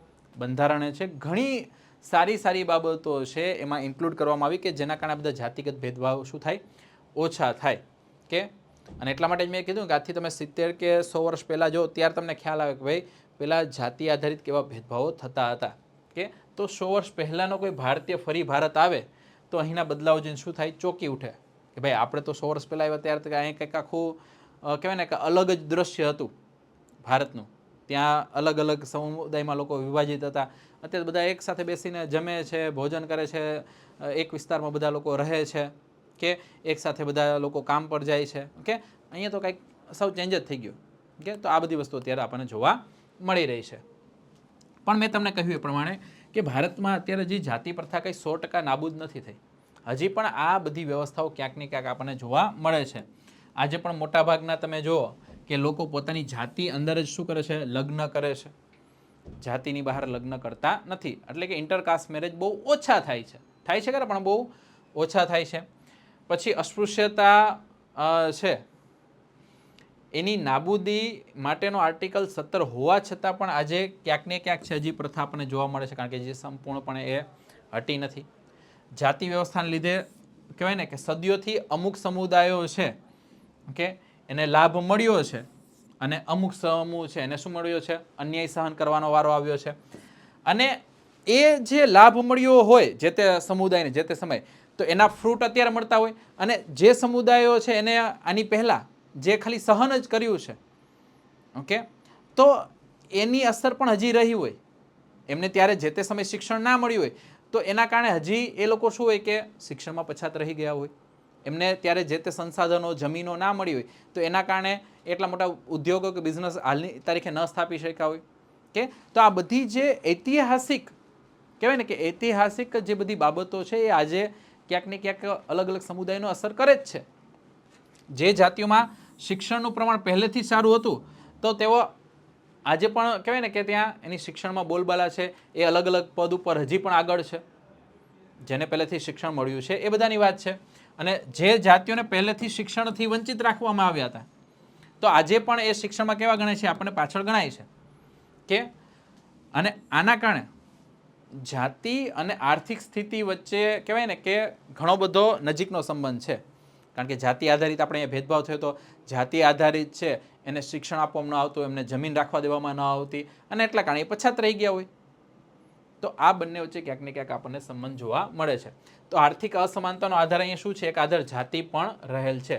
કારણ કે જે જાતિઓ છે ઓકે એમને સંસાધનો મળ્યા હતા તો એ બધા આગળ આવ્યા, જે જાતિને સંસાધનો ના મળ્યા એ બધા પછાત રહી ગયા. જેમ કે અસ્પૃશ્ય કહેવાળી જે જાતિઓ છે તો એમને પહેલાં જમીન ધારણ કરવાનો અધિકાર નહોતો, એમને જમીન મળતી જ ન હતી.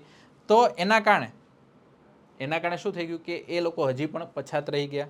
કે તો આજે આવી જાતિ આધારિત અસમાનતાઓ ભલે ગેરકાનૂની હોય પરંતુ સદીઓથી જે ભેદભાવ થયો છે તો એની અસર તો રહેવાની જ છે ને.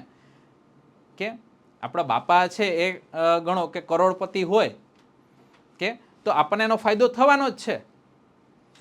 કે અને આપણા પિતા છે એમને માની લો કે આપણા પાછળ દેવું મૂકીને ગયા હોય તો એનું નુકસાન આપણને જ થવાનું છે.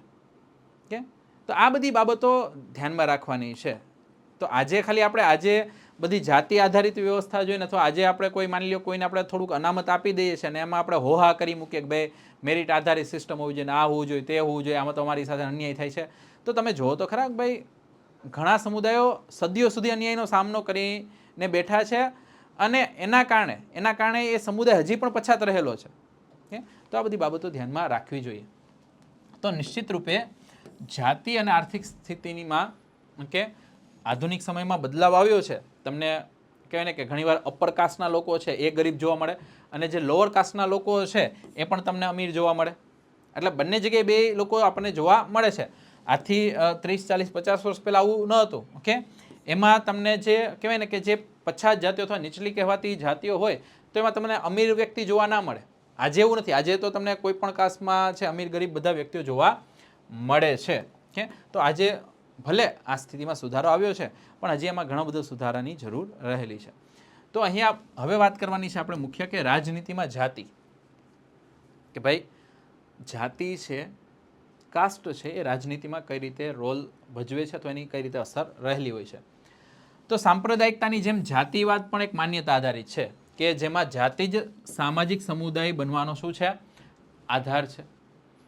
ઓકે તો હવે પેલા વોટ ધર્મના આધારે માંગતા તો ઘણા લોકો છે એ ભલે એક જ ધર્મના હોય તો એ શું કરે એમાં પછી જાતિ આધારિત વોટ માંગવાનું ચાલુ કરે. માની લો કે એક આખો મોટો વિસ્તાર છે ત્યાં એક જ ધર્મના લોકો રહે છે તો હવે ત્યાં શું બીજું થશે? ત્યાં જાતિ આધારિત ભેદભાવ થશે કે ભાઈ તમે તો અમારી જાતિના છો ને તમારે અમને જ વોટ આપવો જોઈએ, અમે તમારું કલ્યાણ કરશું. આ બીજા જાતિના લોકો છે એ તમારું કંઈ સાંભળશે નહીં. કે તો આ વસ્તુ અહીંયા થાય છે. તો આ વિચારસરણી મુજબ એક જાતિના લોકો એક સમુદાયનું શું કરે છે? નિર્માણ કરે છે. અને એક જાતિના લોકો હોય તો એ બધાના હિત કેવા હોય? એક સમાન હોય. અને બીજી જાતિના લોકો સાથે એમના હિત બંધ બેસતા નથી. આને જ કહેવાય જાતિવાદ. આને શું કહેવાય? જાતિવાદ કહેવામાં આવે. ભલે આ માન્યતા સાચી નથી કે પણ જાતિવાદમાં આવું નક્કી કરવામાં આવતું હોય છે. તો જાતિ ભલે આપણા જીવનમાં મહત્વપૂર્ણ છે પણ એ ખાલી એકમાત્ર જ મહત્વપૂર્ણ છે એવું નહીં. આપણે આપણો સિમ્બોલ ખાલી આપણા જાતિથી જ આગળ વધારીને ચાલીએ તો નહીં. કારણ કે આપણે જાતિમાં છે એ વાંધો નહીં પણ આપણો પોતાનો વ્યવસાય કંઈક અલગ હોય, આપણું શિક્ષણ કંઈક અલગ હોય, આપણા કાર્યો કંઈક અલગ હોય તો આપણી આઈડેન્ટિટી એનાથી બનવી જોઈએ, નહીં કે માત્ર જાતિના સિમ્બોલ છે એનાથી. કે અને એના જ કારણે શું થાય કે રાજનીતિમાં જાતિનો ઉપયોગ છે અનેક રીતે થાય છે. જાતિ આધારિત છે લોકોને શું કરવામાં આવે? ઉકસાવવામાં આવે. જેમ કે જ્યારે પાર્ટીઓ ચૂંટણી માટે ઉમેદવાર પસંદ કરે ત્યારે પહેલાં જો ભાઈ આ મત વિસ્તારમાં છે પર્ટિક્યુલર જાતિના કેટલા વ્યક્તિઓ રહે છે તો એ જાતિ આધારિત શું કરવામાં આવે? ટિકિટની ફાળવણી કરવામાં આવે. સરકારનું ગઠન થાય ત્યારે પણ એ જ પાર્ટીઓ શું ધ્યાન રાખે કે અલગ અલગ જાતિઓ છે કે તો એ બધાને પ્રતિનિધિત્વ આપવામાં આવે. કે તો જાતિ આધારિત અહીંયા પ્રતિનિધિત્વ થતું હોય છે. રાજકીય પાર્ટીઓ છે એ મત મેળવવા માટે પણ શું કરે? લોકોની જાતીય ભાવના ઉકસાવે કે ભાઈ આ તો તમારી જાતિનો જ વ્યક્તિ છે, તમારે આને જ વોટ આપવો જોઈએ, બીજી જાતિના વ્યક્તિઓને લાવશો તો એ તમારું ક્યારેય સારું નહીં કરે. કે આ બધા ભાષણ જોવા મળે ને ચૂંટણી હોય ત્યારે. તો બસ એ જ વસ્તુ અહીંયા તમારે ધ્યાનમાં રાખવાની છે. કે હવે અહીંયા તમે જુઓ કે આપણે આમ મતાધિકારની વાત કરીએ તો કેવું છે? યુનિવર્સલ એડલ્ટ ફ્રેન્ચાઇઝ કે સાર્વભૌમિક વયસ્ક મતાધિકાર અને એક વ્યક્તિ એક મતની વ્યવસ્થા રહેલી છે. પણ આજની તારીખે પણ આપણે શું કરીએ છીએ? વોટ જાતિના આધારે. રાજનીતિક પાર્ટીઓ છે એ ટાર્ગેટ જાતિને જ કરે કે ભાઈ આ પર્ટિક્યુલર જાતિના વ્યક્તિઓ છે એને ઉકસાવો અને એમના ઉમેદવારો પણ એ જાતિના બધા તમે રાખો. તો આજે પણ જે જાતિઓને સમાજમાં નીચલી માનવામાં આવતી હતી, તો એના કારણે શું થયું કે તેમની અંદર પણ એક નવી ચેતના ઊભી કરી કે ભાઈ તમે જો બધા ભેગા થઈને નહીં રહો તો આ બહારના લોકો અથવા બીજી જાતિના વ્યક્તિઓ તમને ક્યારેય ઉપર આવવા નહીં દે. તમે બધા ભેગા થાઓ અને તમે શું કરો, જાતિ આધારિત અથવા તમારી જે જાતિનો વ્યક્તિ એને જ મત આપો, એનાથી બહારના કોઈને તમે મત આપો નહીં, ભલે એ વ્યક્તિ ગમે એવો હોય, તમારી જાતિનો તો છે ને. કે તો આ રીતે શું કરવામાં, આ રીતે બધાને ઉકસાવવામાં આવતા હોય છે. તો આના કારણે શું થાય કે રાજનીતિમાં જાતિ ઉપર ભાર મૂકવાને કારણે ચૂંટણી શું બની જાય છે, ચૂંટણી એ જાતિ આધારિત રમત બની જાય છે. ચૂંટણી કેવું બની જાય છે, જાતિ આધારિત બની જાય. એટલે આપણે કહીએ ને કે ભાઈ કાસ્ટ બેઝ પોલિટિક્સ, તો આ બધું છે. કે પણ તમે જો કે ખાલી એવું નથી કે આ એકમાત્ર કારણ સાચું છે. દેશના કોઈ પણ તમે એક સંસદીય મતદાન ક્ષેત્ર જુઓ તો એમાં કોઈ એક જાતિના લોકોની બહુમતી નથી. કારણ કે તમે કોઈ પણ સંસદીય ક્ષેત્ર જો એમાં અલગ અલગ જાતિના લોકો તમને જોવા મળે જ. કે માટે દરેક પાર્ટીને ઉમેદવારે શું કરવું પડે, ચૂંટણી જીતવા માટે દરેક લોકોને સાથે રાખીને ચાલવું પડે. પણ આમ છતાં પણ જે જાતિની બહુમતી હોય તો તેના લોકોને ઓકે હંમેશા રાજનીતિક પાર્ટી શું કરશે, એ પ્રાયોરિટી આપવાની જ છે. પછી ભલે દરેક જાતિના લોકોને એને વિશ્વાસ જીતવો પડે પછીની વાત છે. કે તો એવા ઉમેદવારને ઊભા રાખશે કે ભાઈ પોતાની જાતિના લોકો એને મત આપતા હોય ને પછી બીજી જાતિના લોકો એના ઉપર થોડોક વિશ્વાસ રાખતા હોય તો પછી એવા લોકોને ત્યાં ઊભા રાખવામાં આવે. તો અહીંયા જુઓ કે કોઈ પણ પાર્ટી કોઈ એક જ જાતિ કે સમુદાયના બધા મતો મેળવી શકતી નથી. કે જ્યારે લોકો કોઈ ચોક્કસ જાતિ કે કોઈ રાજકીય વોટ બેંક કહે તો એનો અર્થ શું થાય કે તે જાતિના મોટા ભાગના લોકો તે પાર્ટીને જ મત આપે છે. તમે ભારતમાં જોવો છો કે ભાઈ અહીંયા પર્ટિક્યુલર છે, નક્કી થઈ ગયું કે ભાઈ આ કાસ્ટના લોકો છે તો મોટાભાગે આ પાર્ટીને જ વોટ આપે છે. હા, પછી 100% લોકો વોટ ના આપતા પણ મોટાભાગના એ કાસ્ટના લોકો શું કરે, એ પાર્ટીને જ વોટ આપતા હોય છે. તો આ રીતે પણ ઘણી વખત શું થાય કે રાજનીતિ થવાનું ચાલુ થઈ જાય. એટલે પછી રાજનીતિક પાર્ટીઓ એ જ જોઈએ કે ભાઈ અહીંયા કઈ કાસ્ટના કયા લોકો કેટલા રહ્યા છે, આથી કેટલા વોટ આપણને મળશે તો આપણે જીતશું. તો એ પ્રમાણે અહીંયા શું કરો, એમને છે એ ક્યાંક ને ક્યાંક ભોળવવાનું ચાલુ કરો. એમને છે એ બીજી બધે કહેવાય ને કે અલગ અલગ લાલચો આપવાનું ચાલુ કરી દો. તો આ બધી વસ્તુ રાજનીતિમાં થતી રહેતી હોય છે.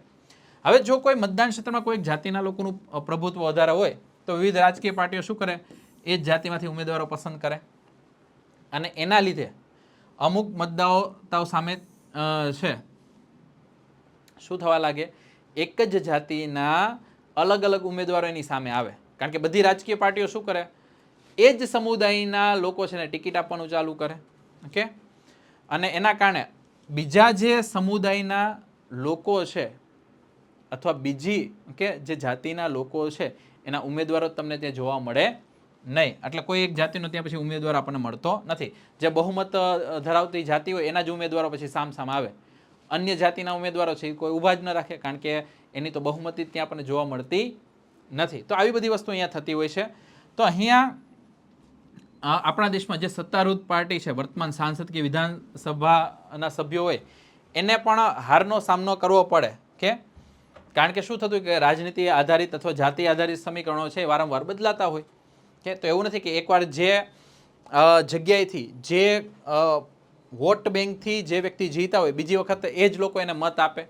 એને થાય કે આ વ્યક્તિ હવે સારો નથી, ભલે આમાંની કાસ્ટનો રહ્યો પણ એ કોઈ કામ કરતો નથી, તો પછી એને વોટ આપવાનું લોકો શું કરતા હોય છે, ટાળતા હોય છે. તો અહીંયા ભલે આપણે કહીએ કે ભાઈ ચૂંટણીમાં છે એ જાતિનું ફેક્ટર મહત્વપૂર્ણ છે પણ અન્ય બધા મુદ્દાઓ પણ જોડાયેલા છે. ખાલી એક જાતિનો મુદ્દો છે એ જ નહીં. કારણ કે અહીંયા તમે જો જાતિની અંદર પણ શું હોય, ગરીબ ને અમીર લોકો હોય તો એ બંનેના હિત કંઈક અલગ અલગ હોય. એક જ જાતિના અલગ અલગ લોકો છે એના અલગ અલગ વિચારધારા હોય. એમ કે ભાઈ ભલે અમારી જાતિનો વ્યક્તિ રહ્યો પણ આને તો કોઈ આનામાં કોઈ કામ જ કર્યા નથી, અથવા આ જાતિનો આ વ્યક્તિ આવશે તો એ તો અમને નુકસાન કરશે, તો પછી એ લોકો એને વોટ આપે નહીં. તો એક જ જાતિના ગરીબ અને અમીર લોકો શું કરે, અલગ અલગ પાર્ટીને મત આપતા હોય છે. અને હવે તો ધીમે ધીમે બધા લોકો જાગૃત થઈ ગયા છે. તો એ જ જોવે કે ભાઈ આ પાર્ટી અમારા માટે શું કર્યું.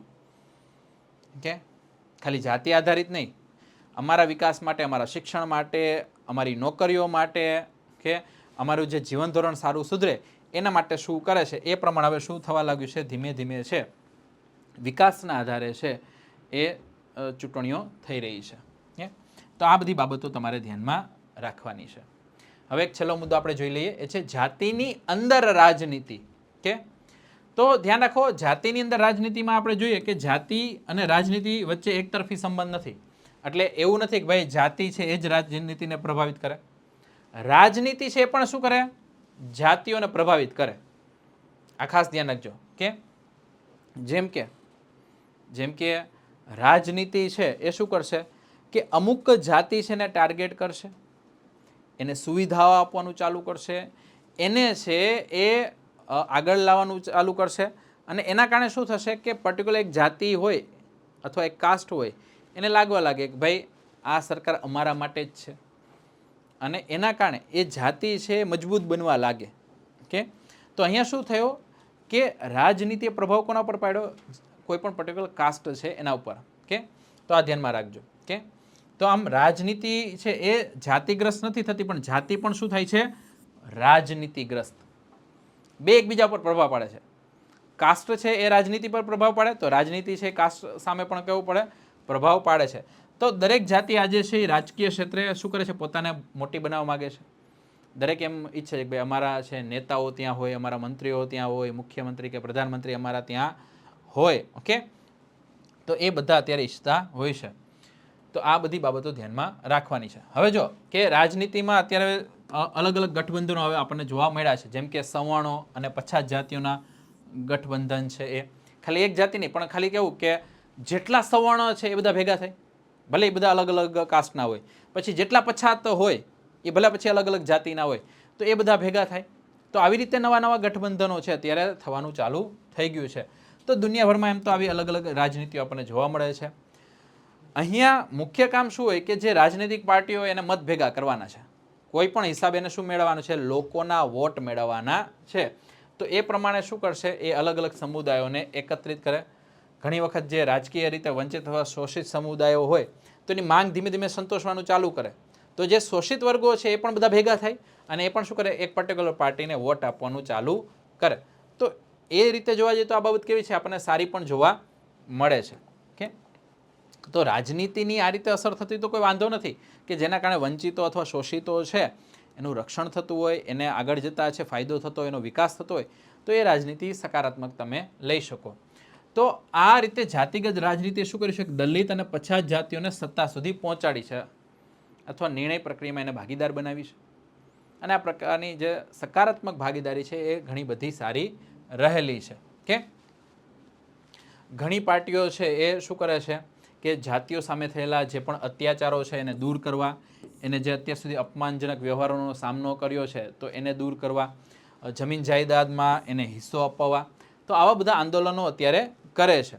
કે તો અહીંયા એ બાબત ઘણી સારી પણ છે, જે પછાત વર્ગો છે એના માટે લડત ચલાવતા હોય, પણ એવું ના થાય કે પછી બે અલગ અલગ જાતિઓ વચ્ચે વૈમનસ્યતા આવે, ભેદભાવ આવે, એ પછી લોકતંત્ર માટે ખરાબ છે. એવું ના થવું જોઈએ. એ વસ્તુ આપણે ધ્યાનમાં રાખવાની છે. કે તો ઘણી વખત પોલિટિક્સ છે એ પ્રકાર રમવાનું ચાલુ થાય કે માત્ર ને માત્ર જાતિ આધારિત મુદ્દાઓ ઉપર જ લોકોનું ધ્યાન ખેંચવામાં આવે. બીજા છેડે ગરીબી, ભ્રષ્ટાચાર, બેકારી, મોંઘવારી, આ જે કહેવાય ને કે રૂટ બેઝ જે બધા મુદ્દાઓ છે એનાથી લોકોનું શું કરી દે, ધ્યાન ભટકાવી દે. એના તરફ ધ્યાન જ જવા નથી કે ભાઈ દેશમાં ગરીબી વધી રહી છે, બેકારી વધી રહી છે, ફુગાવો થઈ રહ્યો છે, કે ભ્રષ્ટાચાર ખૂબ મોટા પ્રમાણમાં વધી રહ્યો છે. તો એ ધ્યાન ને ખાલી શું કહે ભાઈ જાતિ, જો તમારી જાતિ ખતરામાં છે અથવા તમે જો આ જાતિને ના આને વોટ આપશો તો પછી તમારે જાતિનું આવી બનશે, આવી બધી બાબતો થવા લાગે છે. કે તો ત્યારે પછી જાતિવાદ છે એ શું બની જાય છે, એ લોકતંત્ર માટે ખતરારૂપ બની જાય છે. ઓકે, તો આ બધી બાબતોની આપણે ચર્ચા કરવાની હતી. હવે થોડીક ચર્ચા છે આપણે વાત કરીશું ભારતમાં સામાજિક અને ધાર્મિક વિવિધતાઓ કઈ કઈ રહેલી છે, એની થોડીક ચર્ચા આપણે અત્યારે કરી લેશું. તો તમે જુઓ, વસ્તી ગણતરીમાં દર 10 વર્ષે કે નાગરિકોના ધર્મને છે એ પણ ધ્યાનમાં લેવામાં આવે છે. વસ્તી ગણતરી કરનારા જે કર્મચારીઓ બધાના ઘરે ઘરે જાય, ત્યાં પછી બધી માહિતીઓ એકત્રિત કરે, કયા વ્યક્તિ કયા ધર્મથી બિલોંગ કરે છે, બધી બાબતો છે એની પાસેથી એકઠી કરે છે. કે તો આ જે વસ્તી ગણતરી છે એના પરથી આપણને વિશ્વસનીય આંકડા મળે કે ભાઈ કોણ કયા જાતિથી બિલોંગ કરે છે, કયા ધર્મથી બિલોંગ કરે છે, કોની પાસે કેટલા સંસાધનો ને બધું રહેલું છે. તો એના આધારે આપણને જે વસ્તી ગણતરી થઈ એના આધારે અલગ અલગ ધર્મોની વસ્તી આપણને 2011માં જાણવા મળી કે ભાઈ હિન્દુ છે એની વસ્તી કેટલી છે 79.8%, મુસલમાનની તો 14.2%, ખ્રિસ્તીની 2.3%, શીખની 1.7%, બૌદ્ધની 0.7%, જૈનની 0.4%, અને બાકી બધાના જે અન્ય ધર્મો લઈ લે એના સિવાયના નાના છૂટક કોઈ પણ ધર્મ તો 0.7% અન્ય ધર્મ જોવા મળે. અને જેનો કોઈ ધર્મ નથી, જે નાસ્તિક છે, તો એવા 0.2% અહીંયા રહેલા છે. તો સૌથી વધારે જે ધર્મ છે એ કયો છે? હિન્દુ ધર્મ, પછી મુસ્લિમ, પછી ખ્રિસ્તી, શીખ એ આપણને જોવા મળે છે. ઓકે, તો આપણે જો કે આઝાદી બાદ દરેક ધર્મની વસ્તીમાં વધારો થયો છે. એવું નથી ખાલી પર્ટિક્યુલર કોઈ એક જ ધર્મની વસ્તીમાં વધારો થયો છે. ખાસ કરીને ટકાવારીની દ્રષ્ટિએ જોઈએ તો 1961 બાદથી હિન્દુ, જૈન, ખ્રિસ્તી ધર્મ છે એમાં થોડોક ઘટાડો જોવા મળે છે, પર્સન્ટેજ છે એની વાઇઝમાં. અને જ્યારે મુસલમાન છે, શીખ છે અને બૌદ્ધ છે એનામાં થોડોક મામૂલી વધારો જોવા મળેલો છે. હવે અહીંયા જો અહીંયા આ વસ્તુને કારણે ઘણા લોકો કેવી અફવા ફેલાવી રહ્યા છે કે ભાઈ આવનારા વર્ષોમાં મુસલમાનોની સંખ્યા એટલી બધી વધી જશે કે તમને હિન્દુ કરતાં પણ વધારે જોવા મળશે. તો એ બધી નગણ્ય વાત છે અથવા એ બધી બહુ ખોટી અફવાઓ છે. કોઈ એવા ફેરફાર થવાના નથી. કે તો અહીંયા શું થઈ રહ્યું છે કે ભાઈ એવી અફવા ફેલાઈ રહી છે કે દેશની વસ્તીમાં મુસ્લિમોની સંખ્યા એટલી વધી જશે કે ભાઈ બીજા ધર્મ કરતાં પણ એ શું થશે? આગળ નીકળી જશે. હમણાં વાત કરીએ કે ભાઈ 14% વસ્તી છે, 14.2% છે મુસલમાનની વસ્તી છે, સામે છેડે હિન્દુની વસ્તી છે એ તમને 79% જોવા મળી છે, એટલે 80%ની આજુબાજુ જોવા મળી રહી છે. તો ક્યારે આ વસ્તી અહીંયા સુધી પહોંચી જ ના શકે આવનારા વર્ષો છે એમાં. કે તો પ્રધાનમંત્રી દ્વારા જે નિયુક્ત ઉચ્ચ સ્તરીય સમિતિ જે સચ્ચર છે એમના અધ્યક્ષતામાં હતી, જેને સચ્ચર સમિતિ આપણે કહીએ છીએ, તો એના રિપોર્ટ મુજબ મુસ્લિમોની વસ્તી આવનારા વર્ષોમાં વધશે ખરા, પણ આગળના 50 વર્ષો સુધી 3 થી 9% સુધી જ વધશે, એનાથી વધારે વધી જ નહીં શકે. અને બહુ ફેક્ટ વસ્તુ છે. કોઈ વસ્તી કંઈ રાતોરાત કંઈ થોડી આમ 500 ગણી થઈ જવાની છે, ઓકે, અથવા 500% થઈ જવાની છે, એવી કોઈ વસ્તી કંઈ રાતોરાત કોઈની વધતી નથી. તો 3 થી 9% જે વસ્તી વધારો છે એ ખાલી અહીંયા બતાવે છે. તો પર્ટિક્યુલર આ બધી અફવાઓથી હંમેશા શું રહેવું જોઈએ? દૂર રહેવું જોઈએ. તો આ વાત આપણી જે પ્રમુખ જાતિ છે એને પણ લાગુ પડે છે. વસ્તી ગણતરીમાં છે એ બે વિશિષ્ટ સમૂહો પણ છે. એક છે શિડ્યુલ કાસ્ટ એટલે કે અનુસૂચિત જાતિ, અને એક આવે છે અનુસૂચિત જનજાતિ, કારણ કે એની ગણતરી પણ અલગથી કરવામાં આવે છે. તો અહીંયા તમે જુઓ કે અહીંયા આપણે આવી સેંકડો જનજાતિઓ આપણને જોવા મળે છે, આદિવાસી સમૂહ જોવા મળે છે, જેને આપણે શિડ્યુલમાં આપણે શું કરીએ છીએ? સમાવેશ કરીએ. એટલે આપણે કહીએ schedule cast and schedule tribe, અનુસૂચિત જાતિ અને અનુસૂચિત જનજાતિ. અનુસૂચિત એટલા માટે શબ્દ આપણે આગળ લગાડીએ છીએ કારણ કે જે સરકારનું શિડ્યુલ છે એમાં એનો આપણે સમાવેશ કરીએ છીએ, એટલા માટે આપણે એને શિડ્યુલ કાસ્ટ અને શિડ્યુલ ટ્રાઇબ આપણે કહીએ છીએ. તો શિડ્યુલ કાસ્ટનો મિનિંગ શું થાય? જેને આપણે પહેલાં દલિત કહેતા હતા, જેમની સાથે વર્ષોથી અન્યાય થયો, અસ્પૃશ્યતાનું વર્તન થયું. અને અનુસૂચિત જનજાતિ એવા સમુદાયોને કહે છે જે સામાન્ય રીતે કેવા છે? આદિવાસી આપણે કહેતા હતા. ઓકે, તો હવે આદિવાસીને એની જગ્યાએ આપણે શું કહી રહ્યા છીએ? શિડ્યુલ ટ્રાઇબ આપણે કહી રહ્યા છીએ. કે કારણ કે એ પહેલાં વર્ષોથી મોટાભાગે પહાડી અને જંગલી વિસ્તારોમાં જ રહેતા, ઓકે, અને બાકીના સમાજથી અલગ થલગ રહેતા હતા. તો એની જો વસ્તી ગણતરીની વાત કરીએ તો 2011ની વસ્તી ગણતરી મુજબ દેશની કુલ વસ્તીમાં અનુસૂચિત જાતિનું પ્રમાણ કેટલું રહ્યું? શિડ્યુલ કાસ્ટનું પ્રમાણ 16.6%, અને જ્યારે અનુસૂચિત જનજાતિ એટલે કે શિડ્યુલ ટ્રાઇબનું પ્રમાણ કેટલું રહ્યું? 8.6% રહ્યું છે. ઓકે, બીજું ખાસ અહીંયા ધ્યાન રાખજો કે આપણે જે ઓબીસીની વાત કરીએ, ઓકે, કારણ કે ઓબીસીને આમ જોવા જઈએ તો અલગથી વસ્તી ગણતરી થતી નથી, પણ જે નેશનલ સેમ્પલ સર્વે ઓર્ગેનાઇઝેશન છે એને જે નેશનલ સેમ્પલ સર્વે લીધો તો એના પ્રમાણે પછાત વર્ગોનું પ્રમાણ કેટલું છે? 41%. બાકી ઓબીસીની અલગથી આપણે ગણતરી કરતા નથી, શિડ્યુલ કાસ્ટ અને શિડ્યુલ ટ્રાઇબની અલગથી ગણતરી થાય છે. ઓકે, તો આ બધા આંકડાઓ છે આ રીતે આપણી પાસે આવેલા છે. તો આંકડા છેલ્લે આપણે એનસીઈઆરટીમાં ચેપ્ટરમાં આપેલા છે, એટલા માટે આપણે આનો થોડોક ઉલ્લેખ કર્યો. જે તમને આગળ જતા મેઇન્સ તમારે લખ્યું એમાં કોઈ આંકડાકીય બાબતો લખવી છે તો એમાં તમે આનો આધાર લઈ શકો છો. ડન. તો મિત્રો અહીંયા આપણે છે આજે લૈંગિક બાબતો, ધર્મ બાબતો અને જાતિની જે બાબતો જે આ ચેપ્ટરમાં આપી હતી એના વિશે આપણે ડિટેલમાં ચર્ચા કરી. ઘણી બધી નવી બાબતો તમે જાણી હશે, ઘણા બધા કન્સેપ્ટ પણ અહીંયા જોયા હશે, જે અસમાનતા, ભેદભાવ એની બધી બાબતો તમે અહીંયા જોઈ હશે, જે આગળ જતાં તમારો આન્સર રાઇટિંગ એમાં તમારે લખવું હોય તો તમે આરામથી લખી શકો કે અથવા અલગ અલગ એનાલિસિસ તમારે કરવા હોય તમે એના ઉપરથી કરી શકો છો. ડન. બીજું ખાસ ધ્યાન રાખજો કે આપણી જે જીપીએસસી ક્લાસ 1-2 છે એની બુક્સ ઘણી બધી આપણી પાસે અવેલેબલ છે અને ભવિષ્યમાં આમાં એડ પણ થવાની છે.